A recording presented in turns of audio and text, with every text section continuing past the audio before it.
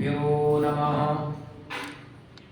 सृष्टिस्थित्यप्ययेहा निहतितृषितमो बन्धमोक्षाश्च यस्मात् अस्य श्रीब्रह्मरुद्रप्रभृतिसुरनरद्वीषशत्रुवात्मकस्य विष्णोर्व्यस्ताः समस्ताः सकलगुणनिधिः सर्वदोषो व्यपेतः पूर्णानन्दाव्ययो यो गुरुरपि परमश्चिन्तयेतं महान्तम् जन्माद्यस्य यतोऽन्वयादितरतश्चार्थेष्वभिज्ञस्वराट् तेने ब्रह्महृदाय आदिकवये मुह्यन्ति यं सूरयः तेजो वारिमृदां यथा विनिमयो यत्र त्रिसर्गो मृषा धाम्ना स्वेन सदा निरस्तकुहकं सत्यं परं धीमहि निगमकल्पतरोर्गलितं फलं शुकमुखादमृतद्रवसंयुतं पिबत भागवतं रसमालयं मुहुरहो रसिकाः भुवि भावुकाः योऽन्तः प्रविश्य मम वाचमिमां प्रसुप्तां सञ्जीवयत्यखिलशक्तिधरस्वधाम्ना अन्यांश्च हस्तचरणश्रवणत्वगादीन् प्राणान्नमो भगवते पुरुषाय तुभ्यम् येन प्रादुरभावि भूमिवलये व्यस्तानि गोसन्ततिः प्राबोधिश्रुतिपङ्कजं करुणया प्राकाशितत्वं परम् ध्वान्तं ध्वंसमनानि साधुनिकरश्चाकारि सन्मार्गगः तेन व्यासदिवाकरेण सततं मात्याजि मे मानसम् व्याप्तिर्यस्य निजे निजेन महसा पक्षे सपक्षे स्थितिः व्यावृत्तिश्च विपक्ष्यसोत विषये सक्तिर्न वै बाधिते नैवास्ति प्रतिपक्षयुक्तिरतुलं शुद्धं प्रमाणं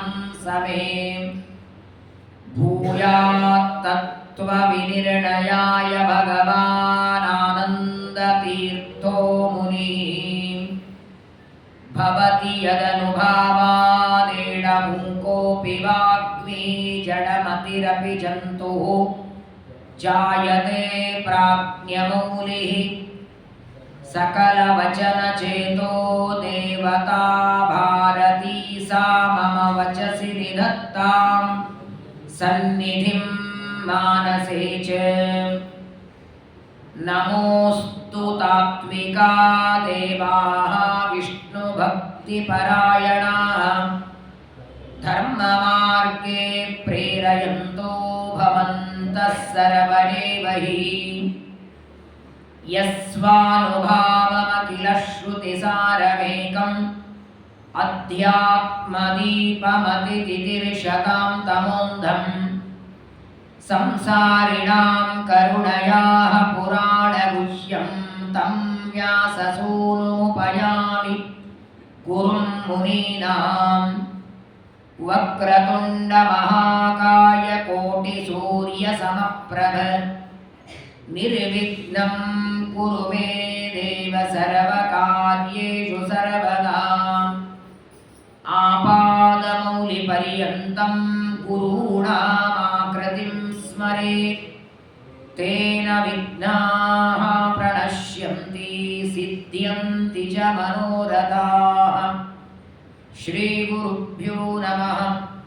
प्रियौ रघो भागवत आत्मा रामः कथं मुने ಗೃಹೇ ರಮಕಯನ್ಮೂಲಃ ಕರ್ಮಬಂಧಪರಾಭವಃ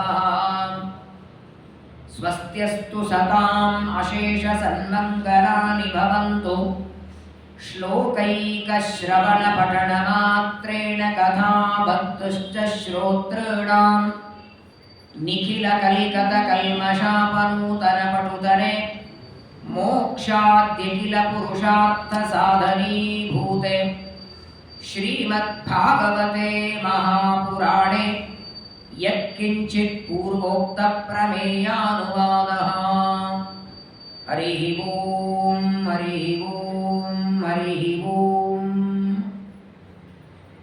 ಶ್ರೀ ಗುರುಭ್ಯೋ ನಮಃ. ವಿಶ್ವಾವಸುನಾಮ ಸಂವತ್ಸರದ ಚೈತ್ರ ಮಾಸ ನಡೀತಾ ಇದೆ.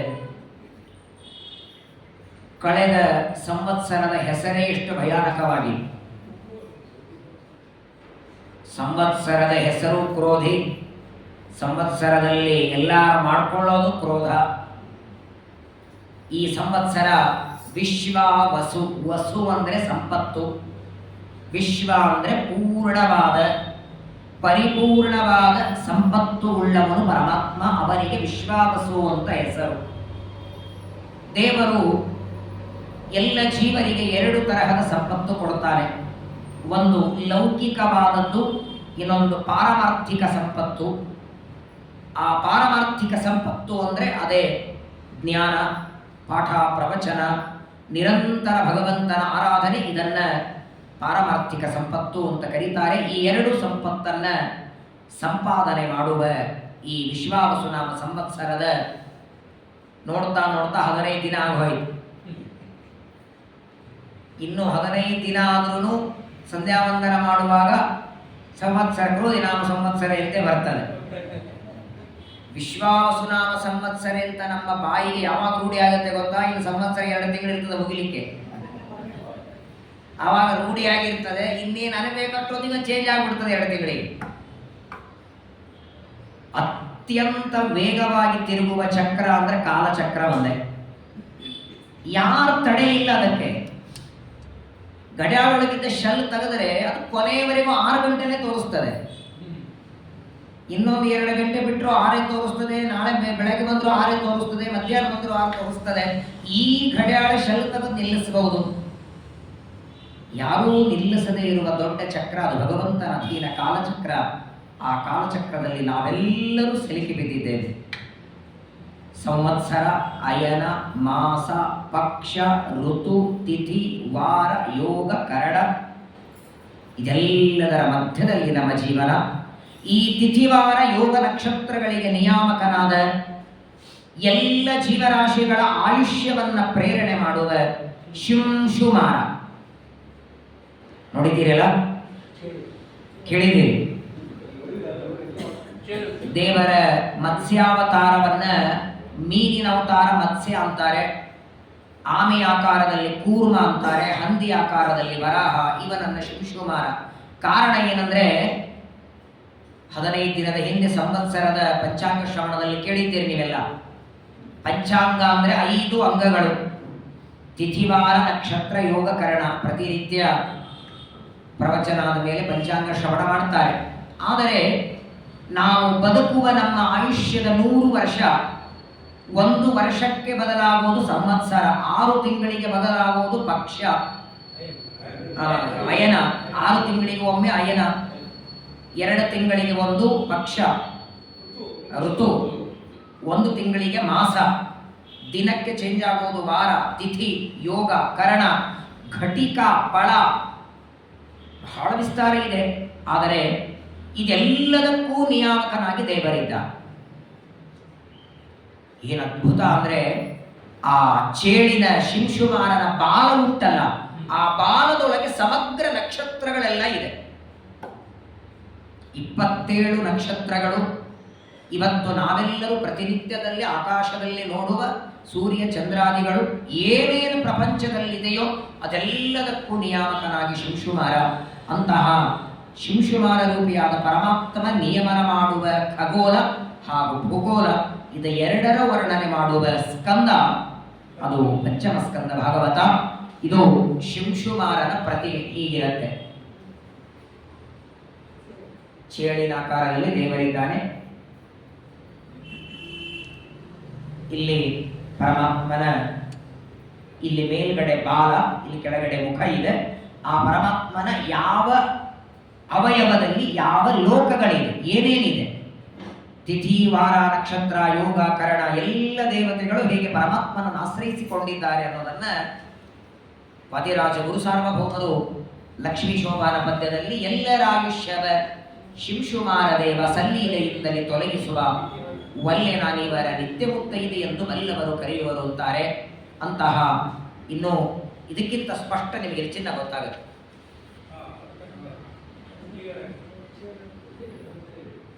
ಕಾಣ್ತಿದ್ಯಾ? ಚೇಳು, ಚೇಳಿನ ಬಾಲ,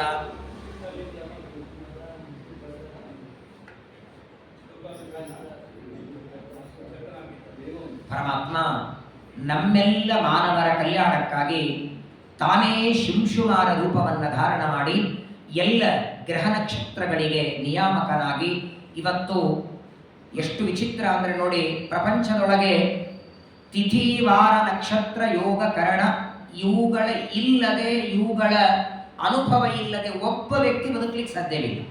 ಒಂದು ಇರುವೆ ಓಡಾಡುತ್ತಿದ್ರೆ ಅದಕ್ಕೂ ಪಕ್ಷ ಮಾಸ ಋತು ಇದೆ, ಅದು ಹೇಳತ್ತೆ ಬಿಡತ್ತೆ ಇಲ್ಲ. ಅದು ಎಷ್ಟು ಸಂವತ್ಸರ ಬದುಕಬೇಕು, ಎಷ್ಟು ಮಾಸ, ಎಷ್ಟು ಪಕ್ಷ, ಎಷ್ಟು ಋತು, ಯಾವ ತಿಥಿ, ಎಷ್ಟೊತ್ತಿಗೆ ಅದರ ಜೀವನ ಪ್ರಾರಂಭ, ಎಷ್ಟೊತ್ತಿಗೆ ಅದರ ಜೀವನದ ಕೊನೆಗೊಳಿಗೆ. ಇರುವೆಯನ್ನಾರಂಭ ಮಾಡಿ ಪ್ರಾಣಿ ಪಕ್ಷಿಗಳಿಗೂ ಮಾಸ ತಿಥಿ ಋತು ಉಂಟು. ಗಿಡ ಮರಗಳಿಗೆ ಇದೆ, ಹೂವಿಗಿದೆ, ಹಣ್ಣಿಗಿದೆ ಅಲ್ವಾ, ಇಲ್ವಾ? ಹಾಗಾಗಿ ನಾವೆಲ್ಲ ಸಂಧ್ಯಾ ಪೂಜೆ ಮಾಡುವಾಗ ಋತುಕಾಲೋದ್ಭವ ಪರಿಮಳ ಪತ್ರ ಪುಷ್ಪಾಣಿ ಅಂತೀವಿ. ಕೆಲವು ಹೂಗಳು ಇದೇ ಮಾಸದಲ್ಲಿ ಬರ್ತವೆ, ಕೆಲವು ಹಣ್ಣುಗಳು ಈ ಮಾಸದಲ್ಲಿ ಬರ್ತವೆ. ಹಣ್ಣುಗಳಿಗೆ ಮಾಸ ಉಂಟು, ಪಕ್ಷ ಉಂಟು, ಋತು ಉಂಟು, ತಿಥಿವಾರಗಳುಂಟು. ಪ್ರಯಾಣ ಮಾಡಬೇಕಾದ್ರೆ ಒಳ್ಳೆ ತಿಥಿವಾರ ನೋಡಿ ಹೋಗಬೇಕು. ಹೊಸ ಬಟ್ಟೆ ತಗೊಳ್ಳುವಾಗ, ಹೊಸ ಬಟ್ಟೆ ಉಡುವಾಗ, ಯಾರ ಜೊತೆ ಮಾತಾಡುವಾಗ. ಒಂದರ್ಥದಲ್ಲಿ ನಮ್ಮ ಸಂಪೂರ್ಣ ಜೀವನಕ್ಕೆ ಅತ್ಯಂತ ಉಪಯುಕ್ತವಾದದ್ದು ಪಂಚಾಂಗ. ಯಾಕೆ ಹೇಳ್ತಿದ್ದೇನೆ ಅಂದರೆ, ಇವತ್ತಿನಿಂದ ಪಂಚಮಸ್ಕಂದ ಭಾಗವತದ ಪ್ರವಚನ ಪ್ರಾರಂಭವಾಗುತ್ತೆ. ಕ್ರೋಧಿನಾಮ ಸಂವತ್ಸರದ ಕಾರ್ತಿಕ ಮಾಸದಲ್ಲಿ ಭಾಗವತ ಶುರುವಾಗಿದೆ. 2 ವರ್ಷ ಆಯಿತು. ಕ್ರೋಧಿನಾಮ ಸಂವತ್ಸರ ಒಂದು, ವಿಶ್ವಾವಸುನಾಮ ಸಂವತ್ಸರ ಒಂದು, 2 ವರ್ಷ ಆಗಲಿಲ್ವಾ?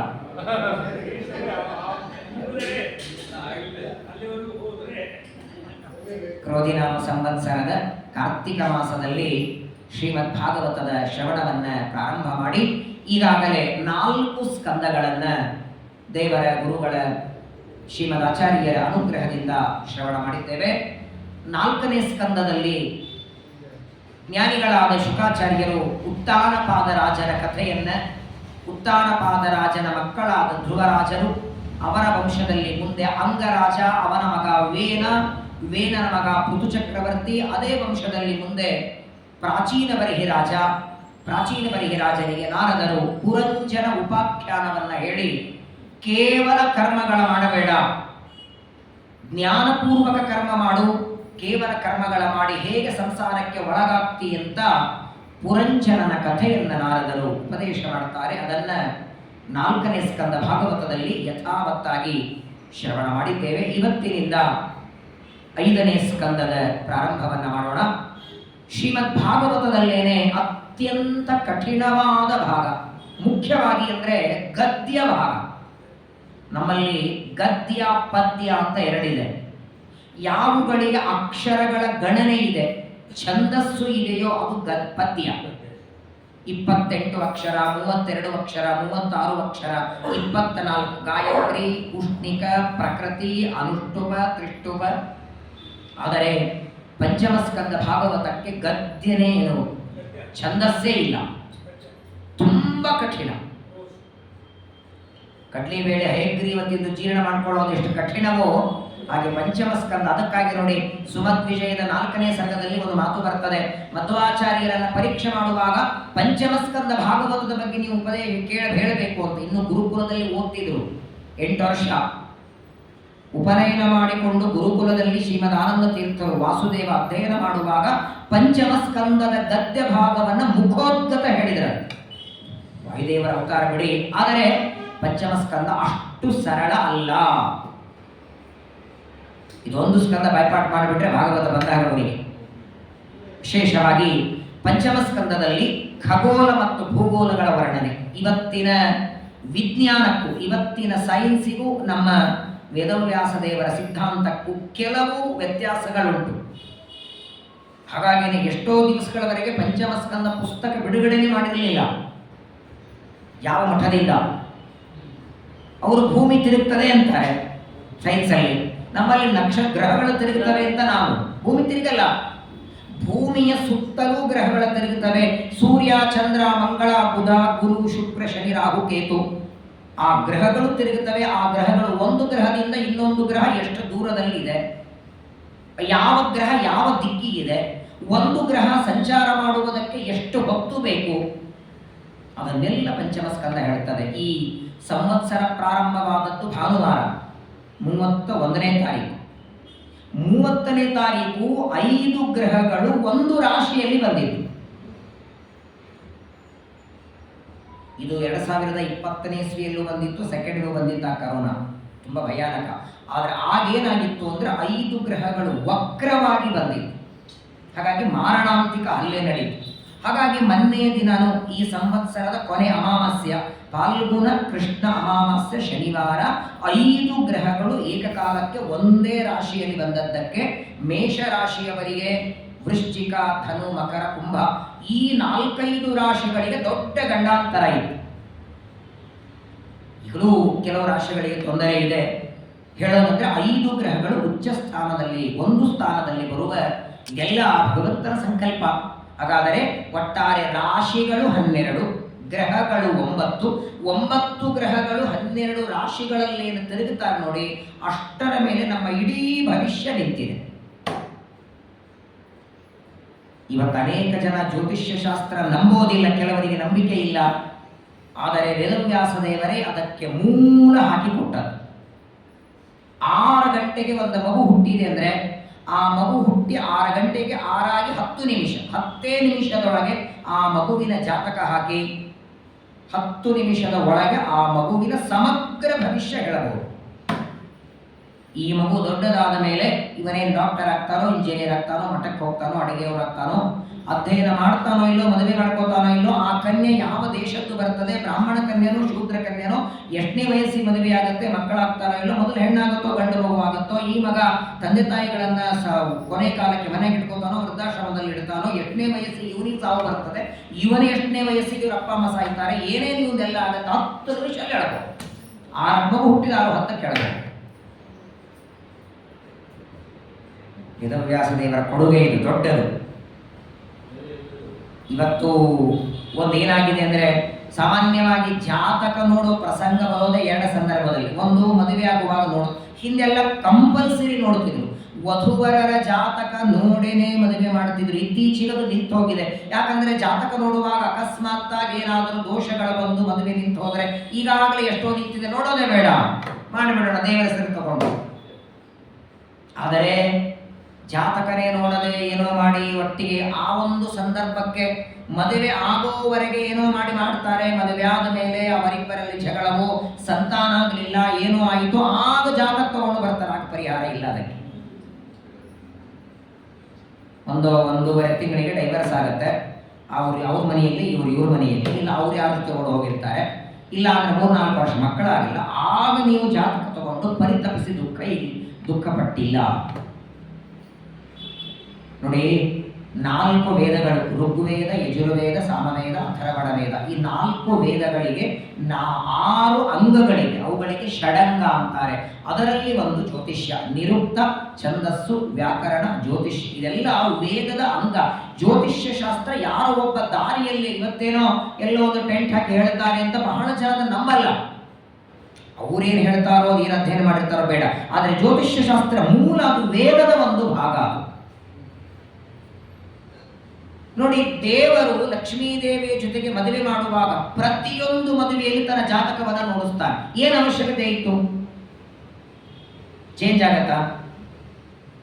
ಲಕ್ಷ್ಮೀದೇವಿ ಭಗವಂತನ ಜಾತಕ ಒಂದ್ಸಲ ನೋಡಿಬಿಟ್ರೆ ಅವರಿಬ್ಬರ ಗುಣಗಳು ಎಷ್ಟು ಕಲಿತವೆ ನಮಗೆಲ್ಲ 36-38 ಅಂತಾರೆ. ಅನಂತ ಗುಣಗಳು ಇಬ್ಬರಲ್ಲಿ. ಆದರೂ ನೋಡಿ ಶ್ರೀನಿವಾಸ ಕಲ್ಯಾಣದಲ್ಲಿ ಪ್ರತ್ಯೇಕವಾಗಿ ಜಾತಕ ನೋಡೋದಕ್ಕೆ ಇಬ್ಬರನ್ನ ಕರೀಲಿಲ್ವಾ? ಬೃಹಸ್ಪತಿಗಳನ್ನ, ಶುಕಾಚಾರ್ಯರನ್ನ. ಏನು ಅವಶ್ಯಕತೆ ಇದೆ? ಅವನು ಜಾತಕ ನೋಡದೆ ಮದುವೆ ಮಾಡಿಕೊಂಡು ಮುಂದೆ ಡೈವರ್ಸ್ ಆಗೋದಿತ್ತ? ಪದ್ಮಾವತಿ ನೋಡ ಹೋಗಿಲ್ಲ ಅಥವಾ ಸಂತಾನ ಆಗಲಿ, ಏನು ಸಮಸ್ಯೆ ದೇವರಿಗಿತ್ತು ಹೇಳಿ? ಯಾಕೆ ಮಾಡಿ ತೋರಿಸ್ತಾನೆ? ಯಾವ ಜ್ಯೋತಿಷ್ಯ ಶಾಸ್ತ್ರವನ್ನ ನಾನೇ ಇಷ್ಟು ಅದನ್ನ ಒಂದೊಂದು ಕಾರಣಕ್ಕೂ ಅದನ್ನು ನಾನು ನೋಡ್ತೇನೆ ಅಂದ ಮೇಲೆ ನೀವು ಇದನ್ನ ಅವಲಂಬಿಸಿರಿ ಅಂತ ಜಗತ್ತಿಗೆ ತೋರಿಸೋದಷ್ಟೇ. ಉಪನಯನ ಮಾಡಬೇಕಾದಾಗ, ಮದುವೆ ಮಾಡಬೇಕಾದಾಗ, ಮನೆ ಕಟ್ಟುವಾಗ, ಪ್ರಯಾಣಕ್ಕೆ ಹೋಗುವಾಗ ಎಲ್ಲದಕ್ಕೂ ಒಂದು ಮುಹೂರ್ತ ಅಂತಿದೆ. ಪ್ರತ್ಯೇಕವಾಗಿ ಅದನ್ನು ಪರಮಾತ್ಮ ಹಾಕಿಕೊಟ್ಟಿದ್ದಾನೆ. ಅಂತಹ ಶಿವಶುಮಾರ ರೂಪ ಪರಮಾತ್ಮ ಯಾವ ಆಕಾಶದಲ್ಲಿದ್ದ ನಕ್ಷತ್ರಗಳನ್ನ, ಎಲ್ಲ ರಾಶಿ ತಿಥಿವಾರ ದೇವತೆಗಳನ್ನ ನೇಮನ ಮಾಡ್ತಾರೆ, ಅದನ್ನು ವರ್ಣನ ಮಾಡ್ತದೆ ಪಂಚಮಸ್ಕಂದ ಭಾಗವತ. ಅದ್ಭುತವಾದದ್ದು. ಪ್ರಾರಂಭದಲ್ಲಿ ಸ್ವಲ್ಪ ಕಥಾಭಾಗವನ್ನು ಶುಕಾಚಾರ್ಯ ಹೇಳ್ತಾರೆ. ಪಂಚಮಸ್ಕಂದದ ಮಧ್ಯಭಾಗದಿಂದ ಖಗೋಳ ಭೂಗೋಳ ವರ್ಣನೆ ಶುರುವಾಗುತ್ತೆ. ಪ್ರಾರಂಭ ಎಲ್ಲಾಗತ್ತಂದ್ರೆ 3ನೇ ಸ್ಕಂದ ಭಾಗವತದಲ್ಲಿ ಸೃಷ್ಟಿಯ ಕಥೆಯನ್ನು ನೀವೆಲ್ಲ ಕೇಳಿದ್ದೀರಿ, ನೆನಪಿದೆ.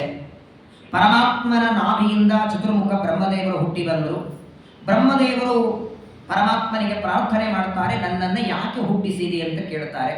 ದೇವರಂತಾನೆ, ಪ್ರಳಯ ಕಾಲದಲ್ಲಿ ನನ್ನ ಉದರದಲ್ಲಿದ್ದ ಬ್ರಹ್ಮಾಂಡ ನಾನು ಹೊರಗೆ ಹಾಕಿದ್ದೇನೆ, ಬ್ರಹ್ಮಾಂಡದ ಒಳಗೆ ಮಾಡಬೇಕಾದ ಸೃಷ್ಟಿಯನ್ನು ನೀನು ಮಾಡುವಂತ ಬ್ರಹ್ಮದೇವರಿಗೆ ಆಜ್ಞೆ ಮಾಡಿದ. ಸರಿ ಅಂತ ಬ್ರಹ್ಮದೇವರು ಪರಮಾತ್ಮನ ಆಜ್ಞೆಯಿಂದ ಸೃಷ್ಟಿಯನ್ನ ಮಾಡ್ಲಿಕ್ಕೆ ಶುರು ಮಾಡಿದರು. ಅದೇನೇನು ಸೃಷ್ಟಿ ಮಾಡಿದ್ರು ಮತ್ತೆ ನಾನು ಅದನ್ನು ರಿಪೀಟ್ ಮಾಡಿದ ಅರ್ಧ ಗಂಟೆ ಅಲ್ಲೇ ಹೋಗೋದು. ಅದನ್ನು ನಾನು ಹೇಳೋದಿಲ್ಲ, ನಿಮ್ಗೆ ನೆನಪಿದೆ. ಮೊದಲು ಪ್ರಾಣಿ, ಪಕ್ಷಿ, ಕ್ರಿಮಿ, ಕೀಟ, ಹುಳ, ಗಂಟೆ ಎಲ್ಲವನ್ನ ಬ್ರಹ್ಮದೇವರು ಸೃಷ್ಟಿ ಮಾಡಿ, ದೇವತೆಗಳ ಸೃಷ್ಟಿ ಕಣ್ಣಿನಿಂದ, ಮೂಗಿನಿಂದ, ಕೈಯಿಂದ, ಕಾಲಿನಿಂದ ಅಲ್ಲ, ಬ್ರಹ್ಮದೇವರು ಓಡಾಡುವಾಗ ಅವರ ನೆರಳು ಅಲ್ಲಿಂದಲೂ ಒಬ್ಬ ಮಗನನ್ನು ಪಡೆದಿದ್ದಾರೆ. ಇಷ್ಟು ಜನ ಮಕ್ಕಳನ್ನು ಪಡೆದರೂ ಬ್ರಹ್ಮದೇವರಿಗೆ ನೆಮ್ಮದಿ ಆಗಲಿಲ್ಲ, ಸಮಾಧಾನ ಆಗಲಿಲ್ಲ. ಆಗ ದೇವರಿಗೆ ಪ್ರಾರ್ಥನೆ ಮಾಡಿದಾಗ ದೇವರಂತಾನೆ, ಹೆಂಡತಿಯಿಂದ ಸಂತಾನ ಪಡೆಯುವ ಪದ್ಧತಿ ಅದು ಮುಂದುವರಲಿ. ಮಾನವ ಸೃಷ್ಟಿಯನ್ನ ಮಾಡುವಂದಾಗ ಬ್ರಹ್ಮದೇವರು ತಮ್ಮ ದೇಹದಿಂದ ಒಬ್ಬ ಪುರುಷ, ಒಬ್ಬ ಸ್ತ್ರೀ, ಅಲ್ಲಿವರೆಗೆ ಸ್ತ್ರೀ ಸೃಷ್ಟಿ ಇರಲಿಲ್ಲ. ಗರ್ಭಧಾರಣೆಯಾಗಿ 9 ತಿಂಗಳು ಗರ್ಭದಲ್ಲಿ ಮಗು ಬೆಳೆದು ತಾಯಿಯಿಂದ ಮಕ್ಕಳ ಜನ್ಮ ಮೊದಲಿರಲಿಲ್ಲ. ಯಾಕಂದ್ರೆ ಬ್ರಹ್ಮದೇವರು ಪರಮಾತ್ಮನ ನಾಭಿಯಿಂದ ಕಮಲದಲ್ಲಿ ಹುಟ್ಟಿದವರು. ಅಲ್ಲೇನು ಗರ್ಭಕೋಶ ಇಲ್ಲ. ಕಮಲದಲ್ಲಿ ಏನಿರುತ್ತೆ? ಇದ ಬ್ರಹ್ಮದೇವರು ಪರಮಾತ್ಮನ ಅನುಗ್ರಹದಿಂದ ತಾವು ಮಕ್ಕಳನ್ನು ಪಡಿಬೇಕಾದಾಗ ಬ್ರಹ್ಮದೇವರ ಹೆಬ್ಬಟ್ಟಿನಿಂದ ದಕ್ಷ ಪ್ರಜಾಪತಿ, ಬ್ರಹ್ಮದೇವರ ತೊಡೆಯಿಂದ ನಾರದರು, ಬ್ರಹ್ಮದೇವರ ಪ್ರಾಣದಿಂದ ವಸಿಷ್ಠರು, ಬ್ರಹ್ಮದೇವರ ಕಣ್ಣಿನಿಂದ ಅತ್ರಿ ಋಷಿಗಳು, ಬ್ರಹ್ಮದೇವರ ಮುಖದಿಂದ ಅಂಗಿರಾ ಋಷಿಗಳು. ಯಾರಿಗೆ ಬರುತ್ತಾರೆ ಇದು? ಹೊರತಾ ಕಣ್ಣಿನಿಂದ, ಮೂಗಿನಿಂದ, ಕೈಯಿಂದ, ಕಾಲಿನಿಂದ ಮಕ್ಕಳನ್ನು ಪಡೆಯುವಂತಹ ಸಾಮರ್ಥ್ಯ ಬ್ರಹ್ಮದೇವರಿಗೆ. ಸ್ತ್ರೀ ಅಪೇಕ್ಷೆ ಇರಲಿಲ್ಲ. ಯಾವಾಗ ಬ್ರಹ್ಮದೇವರಿಗೆ ಮಾತು ಕೇಳುವ, ಈ ಬುದ್ಧಿಯಿಂದ, ತಿಳುವಳಿಕೆಯಿಂದ ಕೆಲಸ ಮಾಡುವಂತಹ ಮಕ್ಕಳು ಬೇಕು ಅಂತ ಅಪೇಕ್ಷೆ ಬಂತೋ ಆಗ ಬಂದದ್ದೇ ಮಾನವ ಶರೀರ. ಒಂದು ಇರುವೆ ಹೊರಟಿದೆ. ಆ ಇರುವೆಗೆ ಜ್ಞಾನೇಂದ್ರಿಯ ಕರ್ಮೇಂದ್ರಿಯಗಳುಂಟೋ ಇಲ್ಲೋ? ಇರುವೆಗೆ ಜ್ಞಾನೇಂದ್ರಿಯ ಕರ್ಮೇಂದ್ರಿಯ ಉಂಟೋ ಇಲ್ಲೋ? ಜ್ಞಾನೇಂದ್ರಿಯ ಅಂದ್ರೆ ಕಣ್ಣು, ಮೂಗು, ನಾಲಿಗೆ, ಕಿವಿ, ಚರ್ಮ, 5 ಇಂದ್ರಿಯ. ಇರುವೆ ಉಂಟೋ ಇಲ್ಲೋ? ಉಂಟು. ಅನ್ನೋದಕ್ಕಾಗೇನೆ ಆ ಇರುವೆಗೆ ಎಲ್ಲಿ ಸಕ್ಕರೆ ಇದೆ ಅಂತ ಕಣ್ಣಿನಿಂದ ನೋಡಿದಾಗಲೇ ಗೊತ್ತಾಗೋದು. ಅಕಸ್ಮಾತ್ತಾಗಿ ಆ ಸಕ್ಕರೆ ಇರುವೆಗೆ ಸಿಹಿ ಹತ್ತಲಿಲ್ಲ ನಾಲಿಗೆಗೆ ಅಂದ್ರೆ ತಿನ್ನತ್ತಾದು. ಒಂದು ಹಾವು ಹೋಗ್ತಿರ್ತದೆ, ಪಕ್ಕದಲ್ಲಿ ನೀವು ಚಪ್ಪಲಿ ಹಾಕೊಂಡು ಹೋಗ್ತಿರ್ತೀರಿ, ನಿಮ್ಮ ಚಪ್ಪಲಿಯ ಧ್ವನಿ ಕೇಳಿ ಹಾವಿಗೆ ಭಯ ಆಗತ್ತೆ. ಅದಕ್ಕೆ ಕಿವಿ ಇದೆ. ಈ ಆಕಳು, ದನಗಳ ಕೊರಳಲ್ಲಿ ಕಟ್ಟಿರ್ತಾರೆ ನೋಡಿ ಗಂಟೆ, ಏನ್ ಅದರ ಉದ್ದೇಶ? ಯಾವುದೇ ಸಂದರ್ಭದಲ್ಲಿ ಆಕಳ ಕರುಗಳು ಎಲ್ಲೇ ಓಡಾಡುವಾಗ ಈ ತರಹದ ವಿಷ ಪ್ರಾಣಿಗಳು ಅಕಸ್ಮಾತ್ ಬಂದ್ರೆ ಅದು ಗಂಟೆ ಅಲ್ಲಾಡಿಸಿದ್ರೆ ಇಲ್ಲಿ ಯಾರೋ ಪಕ್ಕದಲ್ಲಿದ್ದಾರೆ ಅಂತ ಹಾವು ಅಲ್ಲಿಂದ ಹೋಗಿ ಬಿಡುತ್ತದೆ. ಹಾಗಾದರೆ ಕಿವಿ, ಕಣ್ಣು, ಕೈಗಾಲುಗಳು ಮನುಷ್ಯರಿಗೆ ಮಾತ್ರವಲ್ಲ, ಇರುವೆ, ಸೊಳ್ಳೆ ಆರಂಭ ಮಾಡಿ ಎಲ್ಲರಿಗೂ ಉಂಟು. ಎಲ್ಲರಿಗೂ ಕಣ್ಣಿದೆ, ಕಿವಿ ಇದೆ, ಎಲ್ಲರಿಗೂ ನಾಲಿಗೆ ಇದೆ, ಎಲ್ಲರಿಗೂ ಹಸಿವೆ ನೀರಡಿಕೆಗಳಿದೆ. ಆದರೆ ಆ ಇಂದ್ರಿಯಗಳನ್ನು ಎಲ್ಲಿ ಬಳಸಬೇಕನ್ನುವ ವಿವೇಕ ಇದ್ದದ್ದು ಯಾರಿಗೆ? ಹಾಗಾಗಿ ದೇವರಿಗೆ 84 ಲಕ್ಷ ಯೋನಿಗಳಲ್ಲಿ ಮಾನವ ಸೃಷ್ಟಿ ಮಾಡಿದಾಗ ಏನು ಆನಂದ ದೇವರಿಗಾಯಿತೋ ಆ ಆನಂದ ಮೊದಲು ಇರಲಿಲ್ಲ ಅಂತೆ. ವಾಸ್ತವಿಕವಾಗಿ ಬೃಹದಾರಣ್ಯಕ ಉಪನಿಷತ್ತು ಹೇಳ್ತದೆ, 84 ಲಕ್ಷದೊಳಗೆ 80 ಲಕ್ಷ ಬೇರೆನೆ. 30 ಲಕ್ಷ ಪ್ರಾಣಿ, ಪಕ್ಷಿ, ಕ್ರಿಮಿ, ಕೀಟ, ಇದೆಲ್ಲ 80 ಲಕ್ಷ. ಮನುಷ್ಯರಾಗಿ ಬರೋದಕ್ಕೆ 4 ಲಕ್ಷ. ಮನುಷ್ಯರು ಯಾವಾಗ ಬ್ರಹ್ಮದೇವರಿಂದ ಹುಟ್ಟಿ ಬಂದ್ರು ಆಗ ದೇವರಿಗೆ ಆನಂದ ಆಯಿತದ. ಯಾಕಂದ್ರೆ ನನ್ನನ್ನು ತಿಳಿದುಕೊಳ್ಳುವ ಒಬ್ಬ ವ್ಯಕ್ತಿ ಹುಟ್ಟಿದ. ಒಂದು ಆಕಳನ್ನ ಅಥವಾ ಒಂದು ಇರುವೆಯನ್ನ ಕೂಡಿಸ್ಕೊಂಡು 4 ವೇದಗಳ ಪಾರಾಯಣ ಮಾಡಿ ಏನು ಆನಂದ ಆಕಳಿಗಾಗತ್ತೆ? ನಾನು ವೇದಗಳ ಶ್ರವಣ ಮಾಡಿದೆ ಅಂತ ಆಕಳಿಗೆ ಅನ್ಸತ್ತಾ? ಅಥವಾ ಆಕಳನ್ನು ಕೂಡಿಸ್ಕೊಂಡು 2 ಸ್ಕಂದ ಭಾಗವತ ಪ್ರವಚನ ಮಾಡಿದ್ರೆ ಆನಂದ ಆಗತ್ತಾ? ಹಾಗಾದರೆ ಜ್ಞಾನದಿಂದ ಆನಂದ ಆಗೋದು ಮನುಷ್ಯರಿಗೆ ಮಾತ್ರ. ಹಾಗಾಗಿ ಮಾನವ ಸೃಷ್ಟಿ ಬ್ರಹ್ಮದೇವರು ಮಾಡಿದಾಗ ಮೊದಲು ಆನಂದ ಆಯಿತದ್ದು. ಈಗ ದುಃಖ ಪಡೋ ಪರಿಸ್ಥಿತಿ ಬಂದಿದೆ. ಯಾಕಪ್ಪ ಮಾಡದಲ್ಲ, ಮನುಷ್ಯರನ್ನ ಸೃಷ್ಟಿ ನಾನು ಮಾಡಿದ್ದು ಎದ್ರ ಸಲುವಾಗಿ. ಈಗ ಅವ್ರು ಏನ್ ಮಾಡ್ತಿದ್ದಾರೆ? ನಾನವರಿಗೆ ಇಂದ್ರಿಯಗಳ ಕೊಟ್ಟದ್ದು ಎದಕ್ಕೆ? ಅವ್ರು ಈಗ ಎದಕ್ಕೆ ಬಳಸ್ತಿದ್ದಾರೆ? ಯಾರಾದ್ರೂ ಪ್ರವಚನಕ್ಕೆ ಬಂದಾಗ ಅವರಿಗೆ ಕೂತ್ಕೊಳ್ಳಿ ಕೊಡಬೇಕು ಅಂತ ಯಾರೋ ಒಂದು 20 ಚೇರ್ ದಾನ ಕೊಡ್ತಾರೆ ಮಾತು ಸಂಘ. ಹಾಗಾದ್ರೆ ಆ ಕುರ್ಚಿಗಳು, ಚೇರುಗಳ ಉದ್ದೇಶ ಏನು? ಪ್ರವಚನಕ್ಕೆ ಬಂದವರು ಬಳಸ್ಕೊಳ್ಳಿ. ಯಾರೋ ಹೊರಗಡೆ ಒಂದು 4 ಜನ ಕಣ್ಣಗೆ ಕೂತ್ಕೊಂಡೇನೋ ಮಾಡಬೇಕಾಗಿತ್ತು ಡ್ರಿಂಕ್ಸು, ಅವ್ರು ಕುರ್ಚಿ ಇರಲಿಲ್ಲ. ಆಗ ನಿಮ್ಮ 4 ಕುರ್ಚಿ ತಗೊಂಡು ಹೊರಗೆ ಕೂತ್ಕೊಂಡು ಡ್ರಿಂಕ್ಸ್ ಮಾಡ್ತಿದ್ರೆ ಅದನ್ನ ಆ ಕುರ್ಚಿ ಕೊಟ್ಟವ ನೋಡದ ಅಂದ್ರೆ ಏನ್ ಅನ್ಕೋತಾನೆ ಹೇಳಿ? ಯಾರೋ 4 ಜನ ಹೊರಗಡೆ ಕೂತ್ ಪಾಪರಿಗೆ ಏನೋ ಶೆಕೆ ಆಗ್ತಿತ್ತು, ಹೊರಗಡೆ ರೋಡ್ ಮೇಲೆ ಏನೋ ಸಂಘದ ಮುಂದೆ ಇರ್ತೀವಿ, ಒಂದು 4 ಕುರ್ಚಿ ಕೊಡಿ ಅಂತಾನೆ ಇಲ್ಲಿಂದ ಕುರ್ಚಿ ಹಾಕೊಳ್ತಾರೆ ಹೊರಗಡೆ. ಆ ಕುರ್ಚಿ ಮೇಲೆ ಕೂತ್ಕೊಂಡು ಒಂದು ಬಾಟ್ಲಿ ಮದ್ಯ ತಂದು ಕುಡಿತಾರೆ. ದೈವ ಅಕಸ್ಮಾತ್ ಆ 20 ಕುರ್ಚಿ ದಾನ ಕೊಟ್ಟವ ಇದೇ ರೋಡ್ ಮೇಲೆ ಹೋಗ್ತಿದ್ದ. ನಾನು ಕೊಟ್ಟ ಕುರ್ಚಿಗಳು ಮದ್ಯಪಾನ ಮಾಡ್ತಿದ್ದಾರೆ ಅಂತ ಗೊತ್ತಾದ್ರೆ ಮಾರನೇ ದಿನ ಬಂದು ಜಗಳ ಆಡಲ್ವಾ? ಅಲ್ರಿ, ನಾನು ಕೊಟ್ಟದ್ದಕ್ಕೆ ಅಷ್ಟು ದೂರದಿಂದ ಬರ್ತಾರೆ, ಎಲ್ಲರಿಗೆ ಪಾಪ ಸೊಂಟ ಕಾಲು ನೋವು ಇರ್ತದೆ, ಅವ್ರು ಕೂತ್ಕೊಂಡು ಪ್ರವಚನ ಕೇಳಿ ಅಂತ ನಾನು ಚೇರ್ ಕೊಟ್ರೆ ನೀವು ಅದನ್ನ ಮದ್ಯ ಕುಡಿಯೋರಿಗೆ ಕೊಡ್ತೀರಿ, ಮದ್ಯಪಾನ ಮಾಡೋ. ಹಾಗಾದರೆ ಕೊಟ್ಟ ಕುರ್ಚಿಗಳೇ ಇನ್ನೊಂದಕ್ಕೆ ಬಳಸಿದ್ರೆ ಕೋಪ ಬರ್ತದೆ ಅಂದ ಮೇಲೆ ಇಷ್ಟು ಅಪರೂಪ ಶರೀರ ಇನ್ನೊಂದಕ್ಕೆ ಬಳಸಿದ್ರೆ ದೇವರಿಗೆ ಕೋಪ ಬರಲ್ಲ ಕೊಟ್ಟವರಿಗೆ? ದೇವರಂತ ನಾನು ಎದಕ್ಕೆ ಕೊಟ್ಟಿದ್ದೇನೆ ಅದಕ್ಕೆ ನೀನು ಬಳಸು. ಹಾಗಾಗಿ ಬ್ರಹ್ಮದೇವರು ಮಾನವ ಸೃಷ್ಟಿ ಮಾಡುವುದಕ್ಕೆ ಯಾಕೆ ಹೊರಟರು ಅಂದ್ರೆ ಇಚ್ಛೆಯಿಂದ, ತಮ್ಮ ಬುದ್ಧಿಯಿಂದ ಕೆಲಸ ಮಾಡುವಂತಹ ಪ್ರವೃತ್ತಿ ಮನುಷ್ಯರಿಗೆ ಮಾತ್ರ. ಎಲ್ಲೋ ಇದ್ದ ಪದಾರ್ಥವನ್ನ ತಂದು ಕೊಡು, ಅಲ್ಲೊಂದೇನೋ ಪುಸ್ತಕ ಇದೆ, ಆ ಪುಸ್ತಕವನ್ನ ಇಲ್ಲಿ ತಂದು ಕೊಡು ಅಂತ ಒಂದು ಆಕಳಿಗೋ ನಾಯಿಗೋ ಎಮ್ಮೆಗೋ ಹೇಳಿದ್ರೆ ತಿಳಿಯತ್ತ? ಅದಕ್ಕೆ ಅದರ ಮೇಲೆ ಹೊರಸಬೇಕು, ಅದು ತರತಟ್ಟೆ. ತಿಳಿದು ಕೆಲಸ ಮಾಡುವುದು ಪ್ರಾಣಿ ಪಕ್ಷಿಗಳಲ್ಲ. ಹಾಗಾಗಿ ಬ್ರಹ್ಮದೇವರು ತಮ್ಮ ಶರೀರದಿಂದ ಮನುಷ್ಯ ಸೃಷ್ಟಿ ಮಾಡಿದರು. ಮೊಟ್ಟ ಮೊದಲು ಬ್ರಹ್ಮದೇವರಿಂದ ಹುಟ್ಟಿದ್ದು 2, ಸ್ವಯಂಭುವಮನು ಅವರ ಹೆಂಡತಿ ಶತರೂಪ. ಅವರಿಬ್ಬರ ವಿವಾಹ ಆಯಿತು. ಮದುವೆಯಾದ ಮೇಲೆ ಶತರೂಪಾದೇವಿಯಲ್ಲಿ ಸ್ವಯಂಭುವ ಮನುವಿಗೆ 5 ಜನ ಮಕ್ಕಳಾಗ್ತಾರೆ. ಯಾರ್ಯಾರವರು?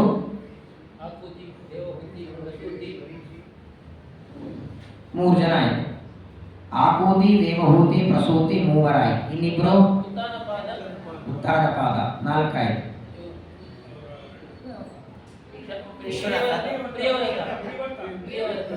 ಕಾಶಿನಾಥ ನೀವಲ್ಲ, ಪ್ರಿಯವ್ರತ.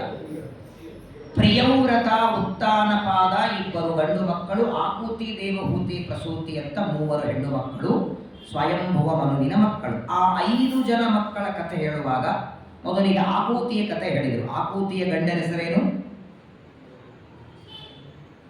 ಸ್ವಯಂಭುವ ಮನುವಿನ ಹಿರಿಯ ಅಳೆಯ ಆಕೂತಿಯ ಗಂಡ ರುಚಿ ಪ್ರಜಾಪತಿಗಳು. ಅವರಿಬ್ಬರಲ್ಲಿ ಅವತಾರ ಮಾಡಿದ ದೇವರ ಹೆಸರೇನು? ಯಜ್ಞ ನಾಮಕ ಪರಮಾತ್ಮನ ಹೆಂಡತಿ ಹೆಸರು ದಕ್ಷಿಣ. ಯಜ್ಞ ದಕ್ಷಿಣ ಆಕೂತಿಯಲ್ಲಿ ಬಂದರು. 2ನೇ ಮಗಳು ದೇವಹೂತಿ, ಅವರ ಗಂಡನ ಹೆಸರು ಕರ್ದಮರು. ಬ್ರಹ್ಮದೇವರ ಶರೀರದ ಯಾವ ಭಾಗದಿಂದ ಹುಟ್ಟಿದವರು? ಕರ್ದಮ ಪ್ರಜಾಪತಿಗಳು ಬ್ರಹ್ಮದೇವರ ಶರೀರದ ಯಾವ ಭಾಗದಿಂದ ಹುಟ್ಟಿದ ಮಕ್ಕಳವರು? ಛಾಯಾಯಾಮ್ ಕರ್ದಮೋಜಜ್ಞೆ, ನೆರಳಿನಿಂದ. ಬ್ರಹ್ಮದೇವರ ಓಡಾಡುವಾಗ ಅವರ ನೆರಳಿನಿಂದ ಹುಟ್ಟಿದ ಕರ್ದಮ ಪ್ರಜಾಪತಿಗಳಿಗೆ ದೇವಹೂತಿಯನ್ನು ಕೊಟ್ಟು ವಿವಾಹ ಮಾಡುತ್ತಾರೆ. ಒಟ್ಟಾರೆ ದೇವಹೂತಿಗೆ ಎಷ್ಟು ಜನ ಮಕ್ಕಳಾದರು? ಕರ್ದಮರಿಂದ ದೇವಹೂತಿಯಲ್ಲಿ ಹುಟ್ಟಿದ ಸಂತಾನ ಎಷ್ಟು? 9 ಜನ ಹೆಣ್ಣು ಮಕ್ಕಳು. ಕಪಿಲ ಪರಮಾತ್ಮ ಮಗನಾಗಿ ಬಂದ. ಯಾಕಂದ್ರೆ ಪರೀಕ್ಷಿತ ರಾಜರು ಶುಕಾಚಾರ್ಯರ ಮುಂದೆ ಭಾಗವತ ಕೂತಾಗ ಒಂದೊಂದು ಸ್ಕಂದದ ಪ್ರವಚನ ಮುಗಿದ ಮೇಲೆ ಹಿಂದಿಂದನ್ನ ಒಪ್ಪಿಸ್ತಿದ್ರಂತೆ ಶುಕಾಚಾರ್ಯ ಮುಂದೆ ಹೇಳ್ತಿದ್ರು. ಅದಕ್ಕೆ ಹಿಂದಿನ 4 ಸ್ಕಂದಗಳ ಸಂಕ್ಷೇಪ ಪರೀಕ್ಷೆ ಇದು, ವಿಸ್ತಾರ ಅಲ್ಲ. ಬಹಳ ಸಂಕ್ಷೇಪ ಪರೀಕ್ಷೆ ಇದು. ಯಾಕಂದ್ರೆ ಹಿಂದಿನ ಸ್ವಲ್ಪ ಲಿಂಕ್ ಸಿಕ್ತು ಅಂದ್ರೆ ಮುಂದೆ ನಡೀತದೆ ಅಂತ ಅಲ್ಲ. ನಿಮ್ಗೆಲ್ಲ ನೆನಪಿರ್ತದೆ, ಮೊದಲು ಅನ್ನ ಸಾರು ತಿಂದು ಅದರ ಮೇಲೆ ಸ್ವೀಟ್ ತಿಂದು ಅದರ ಮೇಲೆ ಮಜ್ಜಿಗೆಯನ್ನು, ಆ ಮಜ್ಜಿಗೆಯನ್ನು ಕೆಳಗಿನ ಅನ್ನ ಸಾರಕ್ಕೂ ಲಿಂಕ್ ಬೇಡ ಗ್ಯಾಪ್ ಆಗಿರುತ್ತೆ, ಹಂಗಾಗಿರ್ತದೆ. ಹಾಗಾಗಿ ಸ್ವಲ್ಪ ನೆನಪು ಬಂದರೆ ಆಗುತ್ತೆ. ಸರಿ, ಆಕೂತಿ ಯಜ್ಞ ದಕ್ಷಿಣ, ದೇವಹೂತಿಯಲ್ಲಿ ಕಪಿಲ ಪರಮಾತ್ಮ. ಆ ಪರಮಾತ್ಮ ತಾಯಿಗೆ ಉಪದೇಶ ಮಾಡ್ತಾನೆ, ಅದೇ ಮಾತ್ರಗೈ ಆಯ್ತು. 3ನೇ ಮಗಳು ಪ್ರಸೂತಿ, ಅವಳನ್ನು ಯಾರಿಗೆ ಕೊಟ್ಟು ವಿವಾಹ ಮಾಡ್ತಾರೆ? ಅಲ್ಲಿ ಅವತಾರ ಮಾಡಿದ್ಯಾರು? ದಕ್ಷ ಪ್ರಜಾಪತಿಗೆ ಮಕ್ಕಳು ಎಷ್ಟು ಜನ ಹುಟ್ಟಾರೆ? 16 ಜನ. ದಕ್ಷ ಪ್ರಜಾಪತಿಗೆ ಗಂಡು ಮಕ್ಕಳಾಗಲಿಲ್ಲ, 16 ಜನ ಹೆಣ್ಣು ಮಕ್ಕಳು. ಅಳಿಯಂದ್ರ ಮಾತ್ರ 4 ಜನ. ಮೊದಲನೆಯವನು ಯಮಧರ್ಮ, 13 ಜನರನ್ನ ಯಮಧರ್ಮನಿಗೆ, ಒಬ್ಬ ಮಗಳನ್ನ ಅಗ್ನಿದೇವರಿಗೆ, ಮತ್ತೊಬ್ಬಳನ್ನ ಪಿತೃದೇವತೆಗಳಿಗೆ, ಕೊನೆ ಮಗಳು ರುದ್ರದೇವರಿಗೆ. ಆ ರುದ್ರದೇವರಿಗೆ ಸಂತಾನ ಆಗಲಿಲ್ಲ. ಅದು ಯಾಕೆ ಅಂತ ರುದ್ರದೇವರ ಕಥೆ ಬಂತು. ಹಾಗಾದರೆ ಆಕೂತಿಯ ಕಥೆ ಹೇಳಿದರು, ದೇವಹೂತಿಯ ಕಥೆ, ಪ್ರಸೂತಿಯ ಕಥೆ, 3 ಜನ ಹೆಣ್ಣು ಮಕ್ಕಳಾಯ್ತು. ಗಂಡು ಮಕ್ಕಳ ಕಥೆಯನ್ನು ಹೇಳುವಾಗ ಮೊದಲು ಹೇಳಬೇಕಾಗಿತ್ತು ಯಾರದು? 2 ಮಕ್ಕಳಲ್ಲಿ ಹಿರಿಯ ಮಗ ಯಾರು? ಪ್ರಿಯವ್ರತ. ಪ್ರಿಯವ್ರತನ ಕಥೆಯನ್ನ ಹೇಳದೆ ಉತ್ತಾನಪಾದನ ಸಣ್ಣ ಮಗನ ಕಥೆಯನ್ನ ಹೇಳ್ತೀನಿ. ಅದಕ್ಕೆ ಕಾರಣನೂ ನಾನು ಹೇಳಿದ್ದೀನಿ. ಉತ್ತಾನಪಾದ ರಾಜನ ಕಥೆಯನ್ನ ಯಾಕೆ ಶುಕಾಚಾರ್ಯ ಮೊದಲು ಹೇಳಿದ್ರು ಅನ್ನೋದಕ್ಕೆ ಕಾರಣ ಹೇಳಿದ್ದೇನೆ. ಒಂದು ಕಾರಣ, ಉತ್ತಾನಪಾದ ರಾಜನ ಮಗನಾದ ಧ್ರುವರಾಜರ ಕಥೆ. ಆ ಧ್ರುವರಾಜರ ಕಥೆಯಿಂದ ಇನ್ನಷ್ಟು ನಮಗೆ ದೇವರಲ್ಲಿ ಶ್ರದ್ಧೆ ಭಕ್ತಿ ಬರ್ತದೆ. 5 ವರ್ಷದ ಬಾಲಕನ ತಪಸ್ಸಿಗೆ ಮೆಚ್ಚಿ ದೇವರು ಬಂದಿದ್ದಾನೆಂದರೆ ನಮ್ಮ ಮೇಲೂ ಅನುಗ್ರಹ ಮಾಡೋದಕ್ಕೆ ಬರ್ತಾನೆ ಅನ್ನುವ ಆತ್ಮವಿಶ್ವಾಸ ಬರ್ತದೆ ಅನ್ನೋದಕ್ಕೆ ಧ್ರುವರಾಜರ ಕಥೆ ಮೊದಲು ಹೇಳಿದ್ದು ಒಂದು ಕಾರಣ. ಇನ್ನೊಂದು, ಶ್ರೀಮದಾಚಾರ್ಯ ಕೊಟ್ಟ ದೃಷ್ಟಾಂತನೂ ಹೇಳಿಲ್ಲ.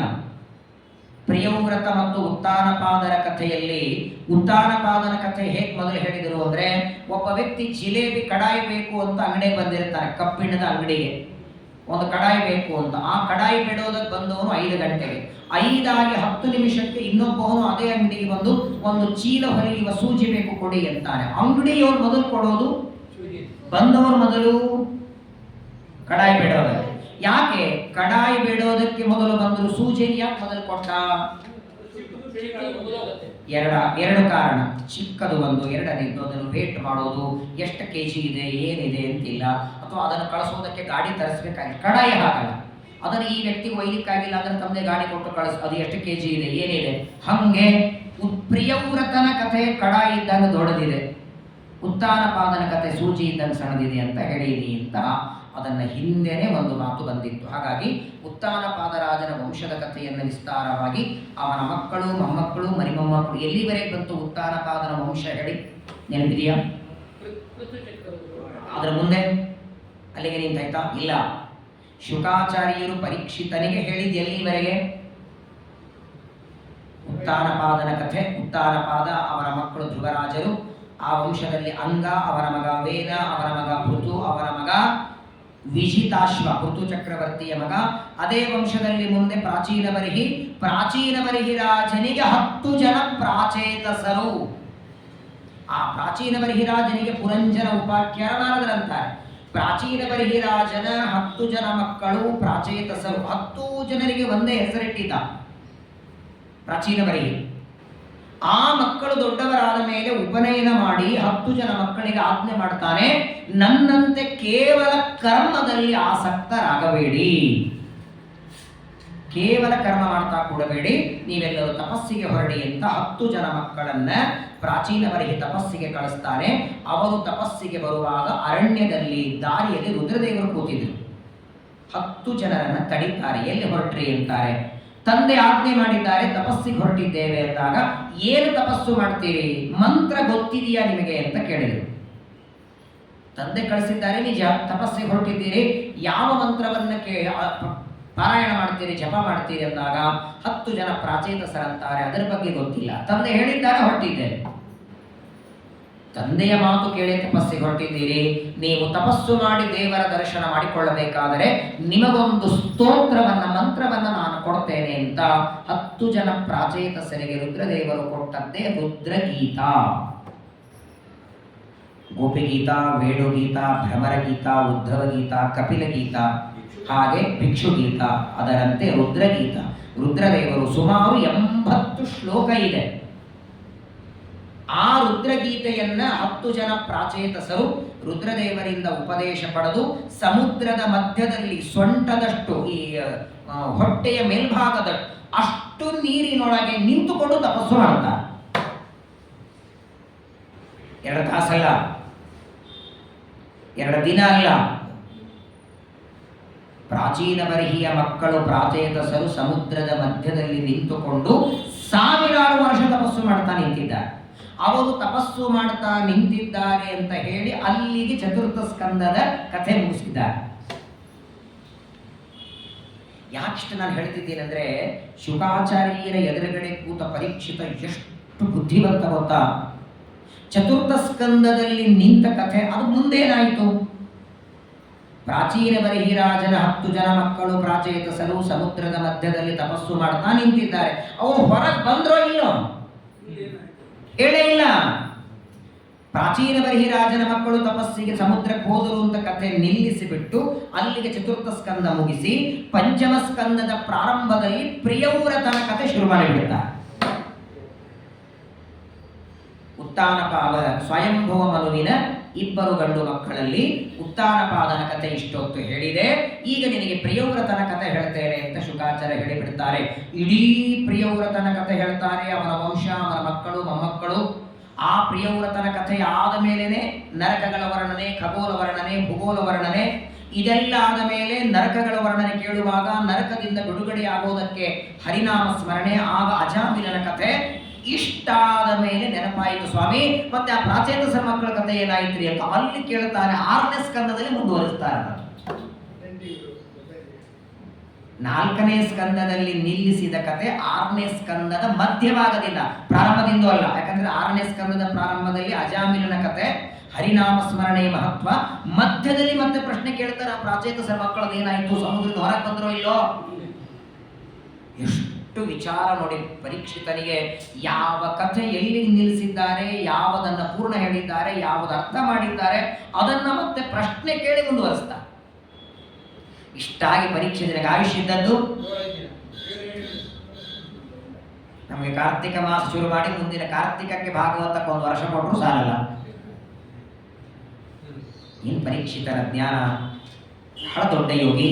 ಹಾಗಾದರೆ ಪರೀಕ್ಷಿತ ರಾಜರು ಈಗಾಗಲೇ ಸ್ವಯಂಭುವ ಮನುವಿನ 3 ಜನ ಮಕ್ಕಳ ಕಥೆಯನ್ನ, ಹೆಣ್ಣು ಮಕ್ಕಳ ಆಕೂತಿ, ದೇವಹೂತಿ, ಪ್ರಸೂತಿಯನ್ನು 3 ಜನ ಮಕ್ಕಳನ್ನ ಕೇಳಿ ಉತ್ತಾನಪಾದರಾಜನ ಕಥೆಯನ್ನು ಕೇಳಿದ ನಂತರ ಈಗ ಪರೀಕ್ಷಿತ ರಾಜರಂತಾರೆ ಶುಕಾಚಾರ್ಯರಿಗೆ, ಸ್ವಾಮಿ ಆ ಸ್ವಯಂಭುವ ಮನುವಿನ 2 ಗಂಡು ಮಕ್ಕಳಲ್ಲಿ ಹಿರಿಯ ಮಗ ಇದ್ದಲ್ಲ ಪ್ರಿಯವ್ರತ, ಅವನ ಚರಿತ್ರೆಯನ್ನು ನನಗೋಸ್ಕರ ವರ್ಣನ ಮಾಡಿ ಅಂತಾರೆ. ನೋಡಿ, ಸಾಮಾನ್ಯವಾಗಿ ಹಿಂದಿನ ಕಾಲದಲ್ಲಿ ರಾಜರು ಹೆಸರಿಟ್ಕೊಳ್ಬೇಕಾದರೂ ಆ ಹೆಸರಿಗೂ ಅವರಿಗೂ ಒಳಗೊಂದು ಲಿಂಕ್ ಇರ್ತಿತ್ತಂತೆ.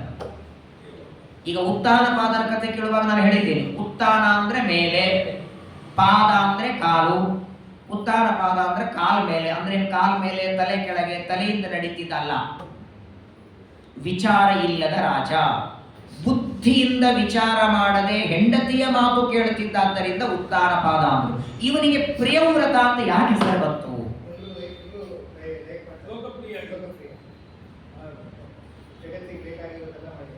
ಅಲ್ಲಲ್ಲ, ಜಗತ್ತಿಗೆ ಬೇಕಾದದ್ದು ಅವ ಮಾಡಿದ್ರೆ ಜಗತ್ಪ್ರಿಯ ಆಗಬೇಕು. ಈಗ ನೋಡಿ, ನಾನು ಮೊನ್ನೆ ಒಂದ್ ಕಡೆ ಉಪನ್ಯಾಸಕ್ಕೆ ಹೋಗಿದ್ದೆ, ಅಲ್ಲೊಬ್ರು ಆಚಾರ್ಯ ನಾವೊಂದು ವ್ರತ ಇಟ್ಕೊಂಡಿವಿ. ಏನು ವ್ರತ? ಎಂದು ಸುಳ್ಳು ಮಾತಾಡಬಾರದು. ಬಹಳ ಒಳ್ಳೆಯ ವ್ರತ. ಎಂದಿಗೂ ಸುಳ್ಳು ಮಾತಾಡದೆ ಇರೋದು ಒಂದು ವ್ರತ. ಇನ್ನೊಬ್ರು ಬಂದಿದ್ರು ಅಲ್ಲಿ ಪ್ರವಚನಕ್ಕೆ ಹೋದಾಗ, ಯಾರು ಸುಳ್ಳು ಮಾತಾಡ್ತಾರೆ ಅವ್ರ ಕಡೆಯಿಂದ ಊಟ ಮಾಡಲ್ಲ ಆಚಾರ್ಯ ಅಂದ್ರು. ಸತ್ತು ಹೋಗ್ತೀರ ಅಂತ ಹೇಳಿದ ಹಿಂಗೆ. ನಿಮ್ ಹೆಂಡತಿ ಇಟ್ಕೊಂಡೇನೆ, ಅಡಿಗೆಯವರು ಬೇಡ. ಇಡೀ ಪ್ರಪಂಚದೊಳಗೆ ಕುಡಿದೇ ಇದ್ದ ಅಡಿಗೆಯವರು ಸಿಗಬಹುದು, ಏನು ತಿನ್ನದೇ ಇದ್ದ ಅಡಿಗೆಯವರು ಸಿಗಬಹುದು, ಮಡಿಯಿಂದ ಒಂದು 10,000 ರೂಪಾಯಿ ಎಕ್ಸ್ಟ್ರಾ ಕೊಟ್ಟರೆ ಒದ್ದಿ ಉಟ್ಕೊಂಡು ಅಡಿಗೆ ಮಾಡೋರು ಸಿಗಬಹುದು. ಸುಳ್ಳು ಹೇಳದೆ ಅಡಿಗೆ ಮಾಡೋರು ಸಿಗಲ್ಲ. ಸುಳ್ಳು ಹೇಳೋರ ಕಡೆ ಊಟ ಮಾಡಲ್ಲ ಅಂದ್ರೆ 3 ದಿನ ಫೋಟೋ ಹಾರ. ಇನ್ನೇನಾದ್ರೂ ವ್ರತ ಮಾಡಿ ಸ್ವಾಮಿ, ಆ ವ್ರತ ಬೇಡ ಅಂತ ನಾನು. ಆದರೆ ವಿಚಿತ್ರ ನೋಡಿ, ಜಗತ್ತೊಳಗೆ ಬೇರೆ ಬೇರೆ ಬೇರೆ ವ್ರತ ಮಾಡ್ತಾರೆ. ಒಪ್ಪತ್ತು ಊಟ ಮಾಡೋ ವ್ರತ, ನಿದ್ದೆ ಮಾಡೋ ವ್ರತ, ಪ್ರವಚನಕ್ಕೆ ಹೋಗೋ ವ್ರತ. ಆದರೆ ಯಾವುದೇ ವ್ರತ ಮಾಡಿ ಆ ವ್ರತದಿಂದ ದೇವರಿಗೆ ಪ್ರೀತಿ ಆಯ್ತಾ? ಕೆಲವರು ತಮ್ಮ ಮನೆಯವರ ಸಂತೋಷಕ್ಕೆ ಮಾಡ್ತಿರ್ತಾರೆ. ಡೈಲಿ ದೇವರ ಪೂಜಾ. ಯಾಕ್ರೆ? ಅಯ್ಯೋ, ನಿತ್ಯ ದೇವರ ಪೂಜಾ ಮಾಡಿದ್ರೆ ನಮ್ಮ ಮನೆಯವರು ಬಹಳ ಖುಷಿ ಪಡ್ತಾರೆ. ಮನೆಯವರ ಸಂತೋಷಕ್ಕಾಗಿ ದೇವರ ಪೂಜೆ ಅಥವಾ ಮನೆಯವರ ಸಂತೋಷಕ್ಕಾಗಿ ಯಾವುದೋ ವ್ರತ. ಇವನೇನು ಮಾಡ್ತಿದ್ದ? ಸ್ವಯಂಭುವ ಮನುವಿನ ಹಿರಿಯ ಮಗ. ಇವನ ಯಾವ ವ್ರತ ಮಾಡಿದರೂ ವಿಷ್ಣುವಿಗೆ ಪ್ರಿಯವಾದ ವ್ರತ ಮಾಡ್ತಿದ್ದಾದ್ದರಿಂದ ಇವನಿಗೆ ಪ್ರಿಯವೂ ವ್ರತ. ಇವನು ಜಗತ್ತಿಗೆ ಪ್ರಿಯ ಮಾಡಿದ್ದ. ಆದರೆ ಇವನ ಮಾಡುವ ಎಲ್ಲಾ ವ್ರತಗಳು, ಅವನು ರಾಜ್ಯ ಆಳುವಾಗಲೂ ಅವನಿಗೆ ಅಹಂಕಾರ ಇರಲಿಲ್ಲ, ಎಳ್ಳಷ್ಟು ಗರ್ವ ಇರಲಿಲ್ಲ. ಅಂತಹ ಪ್ರಿಯವ್ರತ ಎಂಬ ಹೆಸರನ್ನ ಪಡೆದವ ಸ್ವಯಂಭೂಮನುವಿನ ಹಿರಿಯ ಮಗ. ಇವನಿಗೆ ತಂದೆ ಸ್ವಯಂಭೂಮನು ತಮ್ಮ ರಾಜ್ಯವನ್ನ ಮಗನಿಗೆ ಕೊಡಬೇಕು.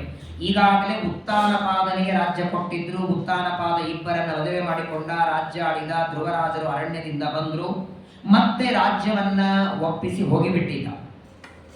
ಆದರೆ ಈಗ ಇಬ್ಬರು ಮಕ್ಕಳಿದ್ರೆ ತಂದೆ ರಾಜ್ಯವನ್ನ ಹಿರಿಮಗನಿಗೆ ತಾನೇ ಕೊಡಬೇಕು. ಆದರೆ ಉತ್ತಾನಪಾದ ರಾಜನಿಗೆ ಸ್ವಯಂಭೂಮನು ಕೊಟ್ಟ. ಪ್ರಿಯವ್ರತನಿಗೆ ಇಟ್ಟಿದ್ನೋ ಇಲ್ಲೋ ರಾಜ್ಯ? ಸರಿ, ಬೇಡ ಅಂದ. ಪ್ರಿಯವ್ರತ ರಾಜ ಬೇಡ ಅಂದದ್ದಕ್ಕೆ ಉತ್ತಾನಪಾದ ಕೊಟ್ಟ. ಉತ್ತಾನಪಾದ ತನ್ಮಗನಾದ ಧ್ರುವನಿಗೆ ಕೊಟ್ಟ. ಧ್ರುವರಾಜ ತನ್ಮಗನಿಗೆ ಕೊಟ್ಟ. ಈ ಪರಂಪರೆಯಿಂದ ರಾಜ್ಯ ಬಂತು. ಈಗ ಪ್ರಿಯವ್ರತನಿಗೆ ಅವನು ಬೇಡ ಅಂದ್ರು ಬ್ರಹ್ಮದೇವರು ಬಂದು ರಾಜ್ಯ ಆಳು ಅಂತ ಉಪದೇಶ ಮಾಡ್ತಾರೆ. ಆಗ್ಲಿ ಅಂತ ಒಪ್ಕೊಳ್ತಾನೆ. ಆಗ ಎಲ್ಲಿಂದ ಆಳದ ರಾಜ್ಯ ಮತ್ತೆ ಕಸ್ಕೊಂಡ? ಅವ್ರಾಗಿ ಕೊಡ್ತಾರೆ, ಅವ್ರ ಮಕ್ಕಳಿಗೆ ಹೋಯ್ತಲ್ಲ ಅದು. ಮೇಲ್ಗಡೆ ಹೆಂಗ್ ಮತ್ತೆ ಉತ್ತಾನಪಾದನ ವಂಶದಲ್ಲಿ ಬಂದವರೆಲ್ಲ ಅದನ್ನ ಆಳ್ತಾರೆ. ಪ್ರಿಯವ್ರತನ ವಂಶ ಒಂದು ಪ್ರತ್ಯೇಕ ಉಂಟಲ್ಲ. ಶ್ರೀಮದಾಚಾರ್ಯರಂತಾರೆ ನೋಡಿ, ಸ್ವಯಂಭುವಮನು ರಾಜ್ಯವನ್ನ ಕೊಡುವಾಗ ಒಟ್ಟಾರೆ ರಾಜ್ಯ ಇದ್ದದ್ದೆಷ್ಟು? ಸ್ವಯಂಭುವ ಮನು ಆಳ್ತಾ ಇರುವ ರಾಜ್ಯ ಎಷ್ಟಿತ್ತು? 7 ದ್ವೀಪ. ಬರೀ ಭೂಮಂಡಲ ಅಲ್ಲ, 7 ದ್ವೀಪ. 7 ದ್ವೀಪದ ರಾಜ್ಯದೊಳಗೆ ಉತ್ತಾನಪಾದನಿಗೆ ಕೊಟ್ಟದ್ದು ಜಂಬೂದ್ವೀಪದ ಕೆಲವು ಭಾಗ ಮಾತ್ರ. ಉತ್ತಾನಪಾದನಿಗೆ ಸ್ವಯಂಭವ ಮನು ಕೊಟ್ಟದ್ದು ಜಂಬೂದ್ವೀಪದಲ್ಲಿ ಕೆಲವು ಭಾಗ ಮಾತ್ರ. ಅದನ್ನು ಅವನು ಆಳ್ಕೊಂಡು ಬಂದ. ಪ್ರಿಯವ್ರತನಿಗೆ ಕೊಟ್ಟದ್ದು ಆಮೇಲೆ.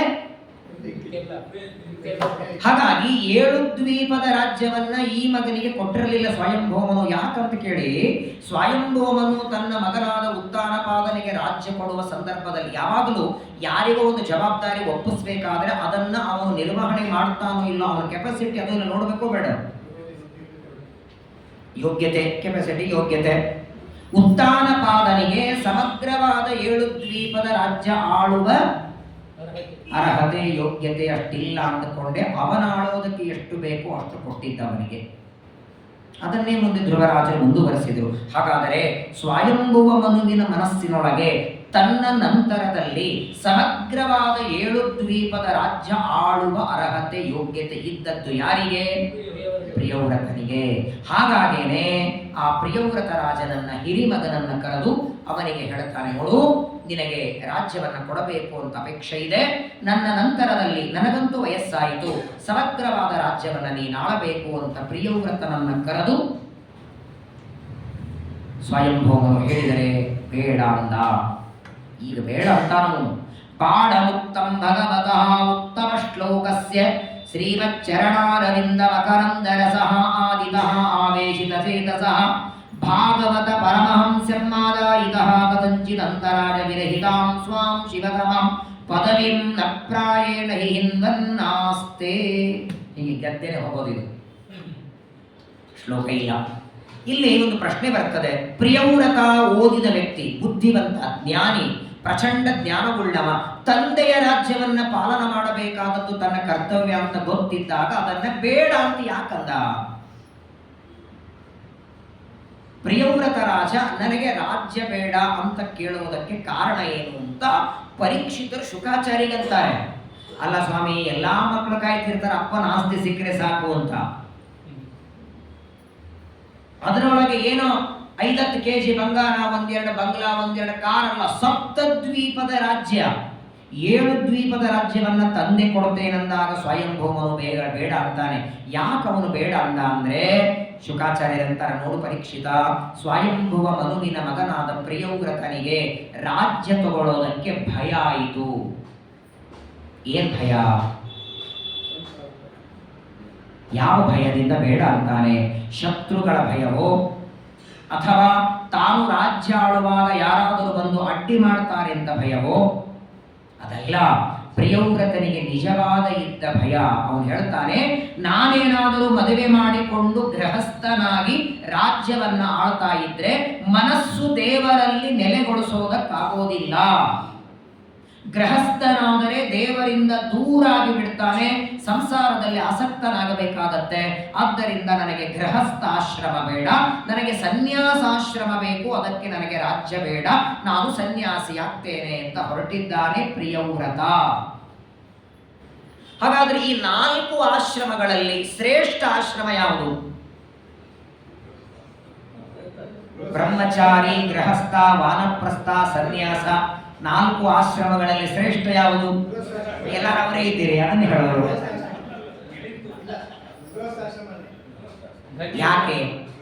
ಯಾಕೆ ಗೃಹಸ್ಥಾಶ್ರಮಕ್ಕೆ ಎಲ್ಲ ಆಶ್ರಮಗಳಕ್ಕಿಂತ ಶ್ರೇಷ್ಠತ್ವ ಕೊಟ್ಟದ್ಯಾ? ಅಲ್ಲ, ಮೆಜಾರಿಟಿ ಬಹಳ ಇದೆಯಂತನೋ ಏನೋದಿರ್ಬೇಕಲ್ಲ. ಈಗ ಈ ಮೊಬೈಲಿಗೂ ಆ ಮೊಬೈಲಿಗೂ ಇದಕ್ಕಿಂತ ದೊಡ್ಡದು ಯಾಕೆ? ಇದರಲ್ಲಿ ಮೆಗಾ ಎಫೆಕ್ಟ್ ಕ್ಯಾಮ್ರಾ ಜಾಸ್ತಿ ಇದೆ ಅಥವಾ ಇನ್ನೇನೋ ಇದೆ ಹೇಳ್ತೀವಲ್ಲ. 4 ಆಶ್ರಮಗಳಲ್ಲಿ ಗೃಹಸ್ಥಾಶ್ರಮಕ್ಕೆ ಪ್ರಾಧಾನ್ಯತೆ ಯಾಕೆ? ಇದು 3 ಆಶ್ರಮಗಳಿಗೂ ಅವರ ಆಶ್ರಯ ಕೊಡ್ತಾರೆ. ಒಂದೇನಾ?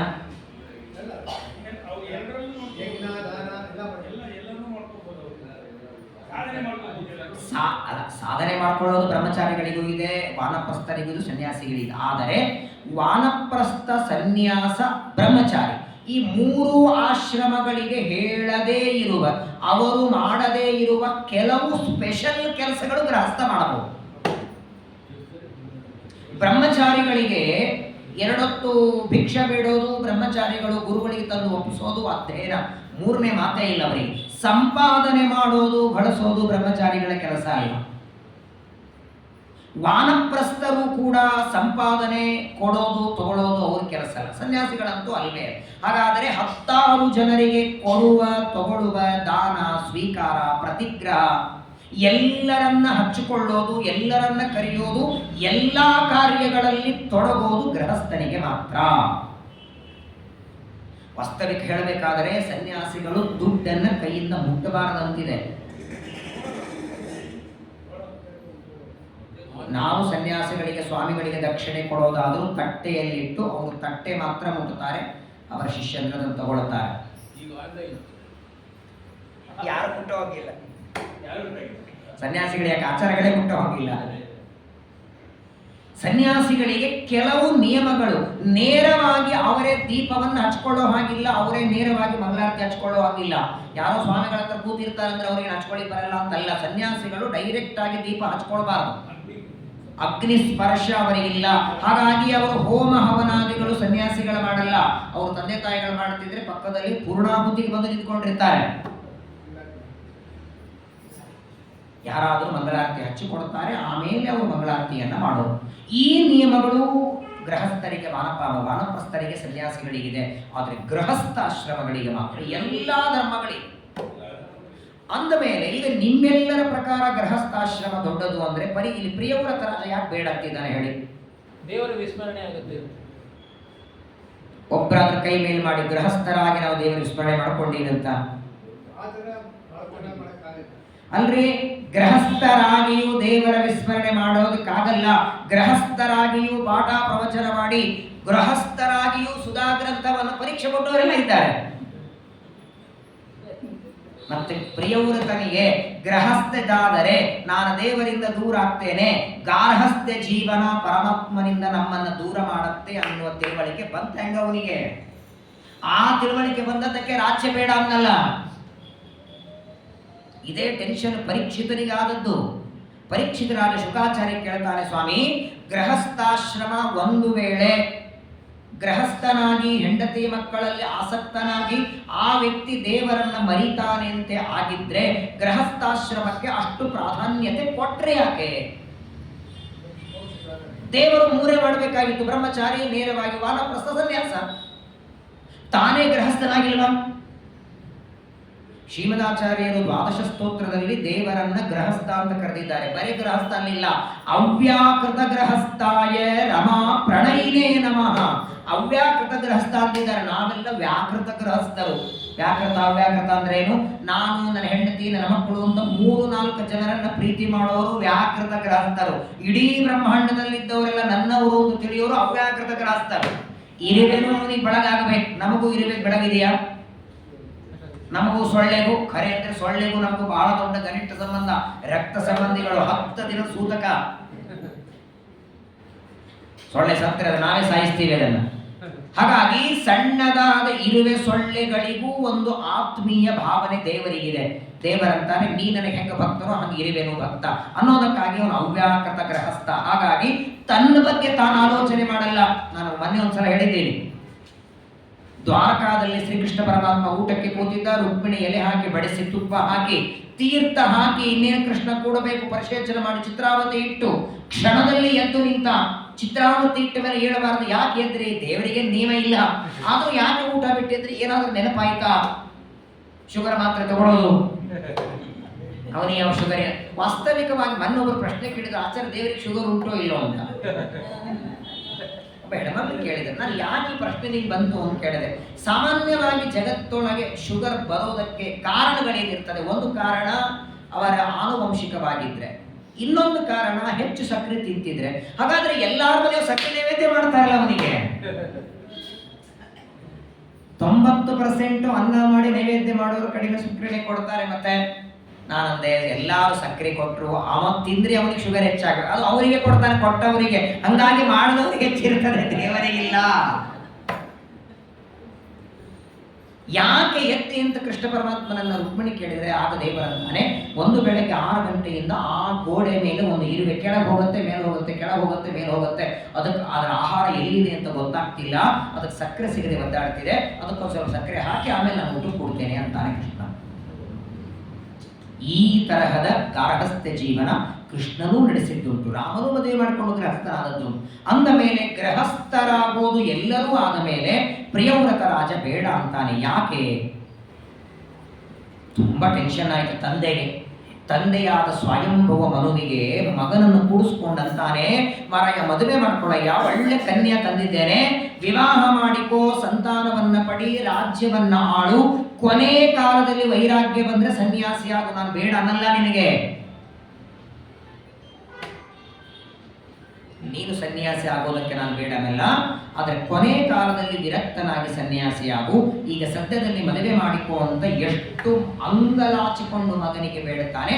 ನನಗೆ ಬೇಡ ಅಂತಾನೆ ಪ್ರಿಯವ್ರತ. ಭಗವಾನಪಿ ಭಗವತಃ ತದ ಉಪನೀಪ ನಿರ್ವಣ. ಬೇಡ ಅಂದವನು. ಸಂಸಾರದಲ್ಲಿ ಆಸಕ್ತವಾದರೆ ಮನಸ್ಸು ದೇವರಲ್ಲಿ ನೆಲೆಗೊಳಿಸೋದು ಕಷ್ಟ. ಮನಸ್ಸಿನ ಏಕಾಗ್ರತೆ ಹೋಗುತ್ತೆ, ಮನಸ್ಸಿನ ದುರ್ಬಲತೆ ಹೆಚ್ಚಾಗತ್ತೆ, ಚಾಂಚಲ್ಯ ಬೆಳೀತದೆ ಮನಸ್ಸಿಗೆ. ಏನ್ ಮಾಡಬೇಕು ಅಂತ ಗೊತ್ತಾಗದೆ ಸ್ವಯಂಭವ ಮನು ನೇರವಾಗಿ ಸತ್ಯಲೋಕಕ್ಕೆ ಬರ್ತಾನೆ. ತಂದೆಯಾದ ಬ್ರಹ್ಮದೇವರಿಗೆ ಬಂದು ಪ್ರಾರ್ಥನೆ ಮಾಡ್ತಾನೆ, ಸ್ವಾಮಿ, ಇರೋದೇ ಒಬ್ಬ ಮಗ, ಉತ್ತಾನಪಾದ ಸಣ್ಣವಂತೂ ಅರಣ್ಯಕ್ಕೆ ಹೋಗಿಬಿಟ್ಟ. ಇದ್ದದ್ದೇ ಹಿರಿಯ ಮಗ. ನನಗಂತೂ ವಯಸ್ಸಾಯಿತು. ನನ್ನ ನಂತರದಲ್ಲಿ ಸಮಗ್ರವಾದ ಸಪ್ತದ್ವೀಪದ ರಾಜ್ಯವನ್ನು ನನ್ನ ಮಗನಾದ ಪ್ರಿಯವ್ರತನಿಗೆ ಕೊಡಬೇಕು ಅಂದ್ರೆ ನಾನು ಸನ್ಯಾಸಿ ಆಗ್ತೇನೆ, ಗೃಹಸ್ಥನಾಗೋದಿಲ್ಲ. ಗೃಹಸ್ಥ ಧರ್ಮ ಬಹಳ ಭಯಾನಕ. ಮಾಡಿದ ಕರ್ಮಗಳೆಲ್ಲ ನಮಗೆ ಇನ್ನಷ್ಟು ದುಃಖ ಕೊಡುತ್ತವೆ. ವಿರಕ್ತನಾಗಿ ಸನ್ಯಾಸಿ ಆಗ್ತೇನೆ ಅಂತಾನೆ. ಏನು ಮಾಡಬೇಕು ಗೊತ್ತಾಗ್ತಿಲ್ಲ ನನಗೆ. ಏನನ್ಬೇಕು ಬ್ರಹ್ಮದೇವರು ಬ್ರಹ್ಮಲೋಕಕ್ಕೆ ಹೋಗಿದ್ದಾನೆ. ಮಗನ ಬಗ್ಗೆ ಅಂದ್ರೆ ಬ್ರಹ್ಮದೇವರಿಗೆ ಮೊಮ್ಮಗ ಪ್ರಿಯವ್ರತ. ಮೊಮ್ಮಗನ ಬಗ್ಗೆ ಹೇಳೋದಕ್ಕೆ ಬ್ರಹ್ಮದೇವರ ಹತ್ರ ಅಂದ್ರೆ ಬ್ರಹ್ಮದೇವರಂತಾರೆ ನಾನು ಬರ್ತೇನೆ ಭೂಮಿಗೆ ಅಂದ್ರೆ ಅಂತ. ಏನ್ ಪ್ರೀತಿ ನೋಡಿ ಆ ಮೊಮ್ಮಗನ ಮೇಲೆ.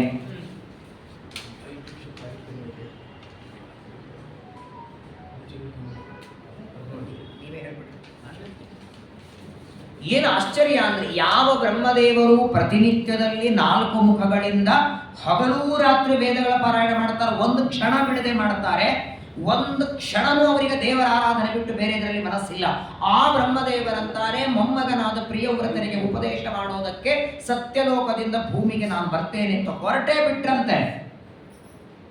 ತಮ್ಮ ವಾಹನನಾದ ಹಂಸದ ಮೇಲೆ ಕೂತ್ಕೊಂಡು ಬ್ರಹ್ಮದೇವರು ಭೂಮಿಗೆ ಬರ್ತಾರೆ. ಬ್ರಹ್ಮದೇವರು ಒಂದಾಕ್ಷಣ ಸಾಷ್ಟಾಂಗನ. ಹೆಂಗ ಆಶ್ಚರ್ಯ ನೋಡಿ. ಮಗ ಮಾತು ಕೇಳಿದ್ರೆ ನಾವೇನ್ ಮಾಡ್ತೀವಿ? ಯಾರೋ ಸ್ವಾಮಿಗಳ ಹತ್ರ ಆಚಾರ ಹತ್ರ ಹೋಗ್ತೀವಲ್ಲ, ನಮ್ಮ ಮಾತಂತೂ ಕೇಳಲ್ಲ. ಕೊನೆಗೆ ದೊಡ್ಡವ್ರ ಮಾತು ಕೇಳ್ತಾನೇನು ಅಂತ ಯಾರ ಹತ್ರ ದೊಡ್ಡವರ ಹತ್ರ ಹೋಗಿ ಹೇಳ್ತೀವಿ. ತನಗೆ ಉಪದೇಶ ಮಾಡುವುದಕ್ಕೆ ಸತ್ಯಲೋಕದಿಂದ ಬ್ರಹ್ಮದೇವರು ಬಂದಿದ್ದಾರೆ. ಬ್ರಹ್ಮದೇವರಿಗೆ ಸಾಷ್ಟಾಂಗ ನಮಸ್ಕಾರ ಮಾಡುತ್ತಾನೆ. ಪ್ರಿಯವ್ರತ ಎದುರುಗಡೆ ಕೂಡಿಸಿಕೊಂಡೆ ಕೇಳ್ತಾರೆ, ಯಾಕೆ ರಾಜ್ಯ ಬೇಡ ಅಂತಿ? ಗೃಹಸ್ಥನಾಗೋದಕ್ಕೆ ಯಾಕೆ ಬೇಡ? ಗೃಹಸ್ಥನಾದರೆ ಮನಸ್ಸು ದೇವರಲ್ಲಿ ನೆಲೆಗೊಳಿಸ್ಲಿಕ್ಕಾಗಲ್ವಾ? ಗೃಹಸ್ಥನಾಗಿ ತನ್ನ ಸಾಧನೆ ಮಾಡ್ಕೊಳ್ಳಿಕ್ಕಾಗಲ್ವಾ? ಸಾಧನೆ ಮಾಡಿಕೊಳ್ಳುವುದು ಸನ್ಯಾಸಿ ಆದರೇನೆ ಆಗತ್ತೆ ಅಂತಾದರೆ ಪ್ರಪಂಚದಲ್ಲಿ ಯಾರು ಗೃಹಸ್ಥರೇ ಇರಬಾರದು. ಯಾರು ಗೃಹಸ್ಥರಾಗಲಿಲ್ಲ ಅಂದ್ರೆ ಸಂತಾನ ಪರಂಪರೆ ಬರೋದು ಯಾವಾಗ ಮುಂದೆ? ಇಡೀ ವಂಶವೇ ನಿಂತು ಹೋಗೋ ಪ್ರಸಂಗ ಬರುತ್ತದೆ. ಯಾಕೆ? ಸಂತಾನ ಪರಂಪರೆ ಮುಂದೆ ಕೊಡೋದು ಗೃಹಸ್ಥನಿಗೆ ಮಾತ್ರ. ಅದು ಬ್ರಹ್ಮಚಾರಿಗೆ ಹೇಳಿಲ್ಲ, ಸನ್ಯಾಸಿಗಳಿಗಂತೂ ಇಲ್ಲವೇ ಇಲ್ಲ, ವಾನಪ್ರಸ್ಥರಿಗೂ ಇಲ್ಲ. ವಾನಪ್ರಸ್ಥಕ್ಕೆ ಅವರು ಆ ವಯಸ್ಸಲ್ಲಿ ಹೋಗಿರ್ತಾರೆ, ಆಗೋದೂ ಇಲ್ಲ. ಹಾಗಾದರೆ ಮುಂದೆ ಆನುವಂಶಿಕವಾಗಿ ಧರ್ಮದ ಆಚರಣೆ ನಡೆಯೋದಕ್ಕೆ ಸಂತಾನದ ಪರಂಪರೆ ಮುಂದುವರಿಸುವ ದೊಡ್ಡ ಆಶ್ರಮ ಗೃಹಸ್ಥಾಶ್ರಮ. ಅಂಥ ಆಶ್ರಮದಲ್ಲಿದ್ದು ಯಾಕೆ ಸಾಧನೆ ಆಗಲ್ಲ? ಯಾಕೆ ಬೇಡಂತಿದ್ದೆ ಅಂತ ಪ್ರಿಯವ್ರತ ರಾಜನಿಗೆ ಕೇಳಿದಾಗ ಪ್ರಿಯವ್ರತ ರಾಜ 2 ಮಾತು ಹೇಳ್ತಾರೆ. ಮೊದಲನೇದಾಗಿ, ಗೃಹಸ್ಥನಾದರೆ ನಾನಾ ರೀತಿಯಾದ ಅಪೇಕ್ಷೆಗಳು. ಅವರೊಂದು ಬೇಡ್ತಾರೆ, ಇವರೊಂದು ಕೊಡು ಅಂತಾರೆ, ಅದನ್ನ ಮಾಡಂತಾರೆ, ಇದನ್ನ ಮಾಡಂತಾರೆ. ಏನೋ ಏಕಾಂತದಲ್ಲಿ ಈಗ ನೋಡಿ, ಮದುವೆನೇ ಮಾಡಿಕೊಳ್ಳದೆ ಇದ್ರೆ ಎಷ್ಟೊತ್ತಿಗೆ ಪ್ರವಚನ ಬಂದ್ರು, ಎಷ್ಟೊತ್ತಿಗೆ ಮನೆಗೆ ಹೋದ್ರು, ಎಷ್ಟೋ ಜಪ ಮಾಡಿ ಕೇಳೋರಿಲ್ಲ. ಇಲ್ಲ ಅಂದ್ರೆ ಆಯ್ತಾ ಪೂಜೆ, ಒಂದು ಅರ್ಧ ಗಂಟೆ ಪೂಜೆ ಹೆಚ್ಚು, ಇನ್ನು ಎಷ್ಟೊತ್ತು ನಿಮ್ದು ಗಂಟೆ ಬಾರಿಸೋದು? ಅಡಿಗೆಯಾಗ ಹಾರು ಹೋಗ್ತಿದೆ, ಹೆಚ್ಚಿ ಗಂಟೆ ಬಾರಿಸಿದ್ರು ಕಷ್ಟ, ಬಾರಿಸ್ತಾ ಇದ್ರು ಕಷ್ಟ. ಒಪ್ಪತ್ತಿಗೆ ಗಂಟೆ ಬಾರಿಸೋದು ನಿಲ್ಲುತ್ತೆ, ನಮ್ಮನ್ನು ಬಾರಿಸ್ತಾ ಇರ್ತಾರೆ. ನೂರಾರು ಸಮಸ್ಯೆಗಳು ಗೃಹಸ್ಥನಾದರೆ. ಅದಕ್ಕಾಗಿ ನನಗೆ ಗೃಹಸ್ಥ ಜೀವನ ಬೇಡ ಅಂದಾಗ ಇಲ್ಲಿ 1-2 ಮಾತನ್ನ, ಬಹಳ ಮಹತ್ವದ ಮಾತು. ಬ್ರಹ್ಮದೇವರು ಮೊಮ್ಮಗನಿಗೆ ಉಪದೇಶ ಮಾಡ್ತಾರೆ. ಅದು ಪ್ರಿಯವ್ರತನಿಗೆ ಮಾತ್ರ ಅಲ್ಲ, ನಮಗೆ ನಿಮಗೂ ಸಂಬಂಧಪಟ್ಟದ್ದು. ಈಗ ನಾನು ಒಳಗೆ ಬರುವಾಗ ಪಾಪ ನಮ್ಮ ಶ್ರೀಪಾದರ ಅದೇ ನಾನು ಗಾಡಿ ಸ್ಕಿಡ್ ಆಗಿ ಬಿದ್ದು, ಅದೇ ಹೆಂಗೆ ಏನು ಬಿದ್ದೆ ಪಾಪ, ಹೂಗಳಿಂದ ಬಿದ್ದು, ಕಸ ಬಿದ್ದಿತ್ತು, ಧೂಳು, ಅದೆಲ್ಲದಕ್ಕೂ ಕರ್ಮ ಪ್ರಧಾನವಾದದ್ದು. ನಾನು ಅಷ್ಟೊತ್ತಿಗೆ ನೆಲದ ಮೇಲೆ ಹಾಸಿ ಬೀಳಬೇಕಾಗಿತ್ತು, 2 ದಿನ ಪ್ರವಚನ ತಪ್ಪಿಸ್ಬೇಕಾಗಿತ್ತು. ಈ ಕರ್ಮಗಳ ಬಗ್ಗೆ 1-2 ಮಾತನ್ನು ನಾವು ತಿಳಿಬೇಕು. ಇವಾಗ ನಾವೆಲ್ಲರೂ ಈ ಪ್ರವಚನ ಕೂತವರು ಸಾಮಾನ್ಯವಾಗಿ ನಾವೆಲ್ಲರೂ ಏನೇ ಕೆಟ್ಟದ್ದಾಗಲಿ ಕರ್ಮದ ಮೇಲೆ ಹಾಕಿ ಬಿಡ್ತೀವಿ. ನಾವು ಪ್ರಾರಬ್ಧ ಕರ್ಮ ಅಂತೀವಿ. ಏನು ಒಳ್ಳೆಯದಾದ್ರೂ ಕರ್ಮ, ಏನು ಕೆಟ್ಟದ್ದಾದ್ರೂ ಕರ್ಮ. ಇದು ಕರ್ಮ ಅಂದ್ರೆ ಏನಿದು? ಈ ಕರ್ಮ, ಈಗ ಉದಾಹರಣೆಗೆ ಪ್ರವಚನ ಆಯಿತು, ಮನೆಗೆ ಹೊರಟಿದ್ರಿ, ಏನೋ ಕಾಲಲ್ಲಿ ಒಂದೇನೋ ಕಲ್ಲು ಚುಚ್ಚಿತು, ಅಯ್ಯೋ ಏನಾಯ್ತು ಪಾಪ, ಅಯ್ಯೋ ನಮ್ಮ ಕರ್ಮರಿ ಕಾಲಿಗೆ ಚುಚ್ಚಿತು ಅಂತೀರಿ. ಹಾಗಾದ್ರೆ ಆ ಕಲ್ಲು ಚುಚ್ಚಿದಾಗ ನಿಮಗೇನೋ ದುಃಖ ಕೊಡ್ತಲ್ಲ, ಅದು ಕರ್ಮ ಅಂತೀರಿ. ಆ ಕರ್ಮ ಇದು ಸ್ವತಂತ್ರನೋ ಅಸ್ವತಂತ್ರನೋ? ಕರ್ಮ ಇದು ಚೇತನವೋ ಜಡವೋ? ಜಡವಾದ ಕರ್ಮಕ್ಕೆ ಸುಖ ದುಃಖ ಕೊಡೋ ಸಾಮರ್ಥ್ಯ ಇದೆಯಾ? ಮತ್ತೆ ಹೇಗೆ ನಾವು ಕರ್ಮದ ಅಧೀನ ಅಂತೀವಿ ಎಲ್ಲನೂ?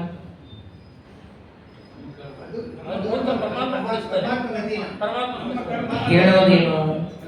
ಕರ್ಮಗಳು ದೇವರ ಅಧೀನ ಆದ ಮೇಲೆ, ಕರ್ಮಗಳೆಲ್ಲವೂ ದೇವರ ಅಧೀನ ಆದ ಮೇಲೆ ನನಗಾಗುವ ಸುಖ ದುಃಖಗಳು ಯಾರ ಅಧೀನ? ಮತ್ತೆ ನಾನು ಯಾಕೆ ಕರ್ಮದ ಮೇಲೆ ಹಾಕೋಬೇಕು? ಯಾಕೆ ಪ್ರತಿಯೊಂದಕ್ಕೂ ಕರ್ಮ ಕರ್ಮ ಅಂತೀವಿ ನಾವು? ಹಾಗಾದರೆ ಕರ್ಮಗಳು ಎಷ್ಟು ತರಹ ಇದೆ? ನಿಜವಾಗಿಯೂ ಕರ್ಮಗಳು ಸುಖ ದುಃಖ ಕೊಡುತ್ತೋ ಇಲ್ಲೋ? ಕರ್ಮಗಳಿಗೆ ಪ್ರಚೋದಕ ಯಾರು? ಇವತ್ತೊಂದೇನೋ ಪಾಪ, ಉದಾಹರಣೆಗೆ ಇವತ್ತೊಂದು ಪಾಪ ಕರ್ಮ, ಏನ್ರಿ ಅವ್ರು ಎಂದೂ ಮಾಡೋರಲ್ಲ, ಒಂದು ದಿನ ಇಂಥದ್ದು ಮಾಡೋರಲ್ಲ, ಯಾಕೋ ಇವತ್ತು ಅವ್ರು ಮಾಡಿದರು. ಹಾಗಾದ್ರೆ ಇವತ್ತೊಂದು ಪಾಪ ಕರ್ಮ ನಿಮಗೆ ನಡೆದರೆ ಅದಕ್ಕೆ ಕಾರಣ ಏನಾಗಿರ್ತದೆ? ಇವತ್ತು ನಡೆಯುವ ಪಾಪ ಕರ್ಮಕ್ಕೆ ಹಿಂದಿನ ಪಾಪ ಕರ್ಮ ಕಾರಣ ಅಂತ. ಆ ಹಿಂದಿನ ಪಾಪ ಕರ್ಮ ಕಾರಣ ಯಾವುದು? ಆ ಹಿಂದಿನ ಪಾಪ ಕರ್ಮಕ್ಕೆ ಇದು ಕೊನೆಗೆ ಹೋಗೋದು ಎಲ್ಲಿ? ಸ್ಟಾರ್ಟ್ ಆಗೋದು ಎಲ್ಲಿ? ಹಾಗಾದರೆ ಕರ್ಮಗಳು ದೇವರ ಅಧೀನ. ಕರ್ಮಗಳು ಹೇಗೆ ಫಲ ಕೊಡುತ್ತವೆ? ಆ ಕರ್ಮಗಳನ್ನು ನಾವು ಮಾಡಿದಾಗ ಅದನ್ನ ಮಾಡಿಸೋರು ಯಾರು? ಹಾಗಾದ್ರೆ ಆ ಕರ್ಮದ ಭೋಗ ಯಾರ್ಯಾರಿಗಾಗಬೇಕು? ಯಾಕೆ ದೇವರಿಗೆ ಯಾಕೆ ಆಗ್ಬಾರದು? ಅವನೇ ಮಾಡಿಸ್ತಿದ್ದಾರಲ್ಲ.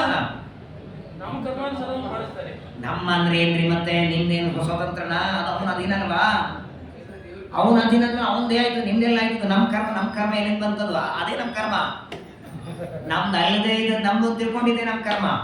ತುಂಬಾ ಚೆನ್ನಾಗಿದೆ. ನಾಳೆ ದಿನ ಇನ್ನೂ ವಿವರಣೆ ಕೊಡ್ತೇನೆ. ಒಂದು 4 ದಿನ, ನಾಳೆಯಿಂದ ಒಂದು 4 ದಿನ, ಇವತ್ತಿಂದ 5:30ಯಿಂದ 6:30 ಇರ್ತದೆ. ಆಮೇಲೆ ಮತ್ತೆ 6:30ಯಿಂದ ಒಂದು ವಾರ ಬೇರೆ ಕಡೆಗೆ ಹೋಗ್ಬೇಕಾಗಿದೆ. ಆದ್ದರಿಂದ 13, 14, 15, 16, 17, 18, 19, 20ನೇ ತಾರೀಕಿನಿಂದ ಮತ್ತೆ 6:30 ಇರ್ತದೆ. ನಾಳೆಯಿಂದ ಒಂದು 4 ದಿನ ಮಾತ್ರ 5:30ಯಿಂದ. ನಾಳೆಗೆ ಬ್ರಹ್ಮದೇವರು ಮೊಮ್ಮಗನಿಗೆ ಉಪದೇಶ ಮಾಡೋದ್ರೊಳಗೆ ಕರ್ಮಗಳು ದೇವರ ಅಧೀನ ಹೇಗೆ, ಕರ್ಮ ಫಲ ಭೋಗ ಯಾರು ಮಾಡ್ತಾರೆ, ಯಾರಿಗೆ ಕರ್ಮ ಫಲ ಭೋಗ ಕೊಡ್ತಾನೆ, ಭೋಗ ದೇವರಿಗೆ ಉಂಟೋ ಇಲ್ಲೋ, ಕರ್ಮಗಳು ದೇವರ ಅಧೀನ ಅಂದ್ರೆ ಅರ್ಥ ಏನು, ಬಹಳ ವಿಸ್ತಾರವಾದ ವರ್ಣನೆಯನ್ನ ಮೊಮ್ಮಗನಿಗೆ ಪ್ರಿಯವೃತರಾಜನಿಗೆ ಬ್ರಹ್ಮದೇವರು ಉಪದೇಶ ಮಾಡ್ತಾರೆ. ಅತ್ಯಂತ ರಹಸ್ಯ ಭಾಗ. ನಾಳೆ ದಿನ ಮತ್ತೆ 5:30ಗೆ ಶ್ರವಣ ಮಾಡೋಣ. ಭಾರತೀಯ ಮುಖ್ಯ ಪ್ರಾಣ ಶ್ರೀ ಕೃಷ್ಣ.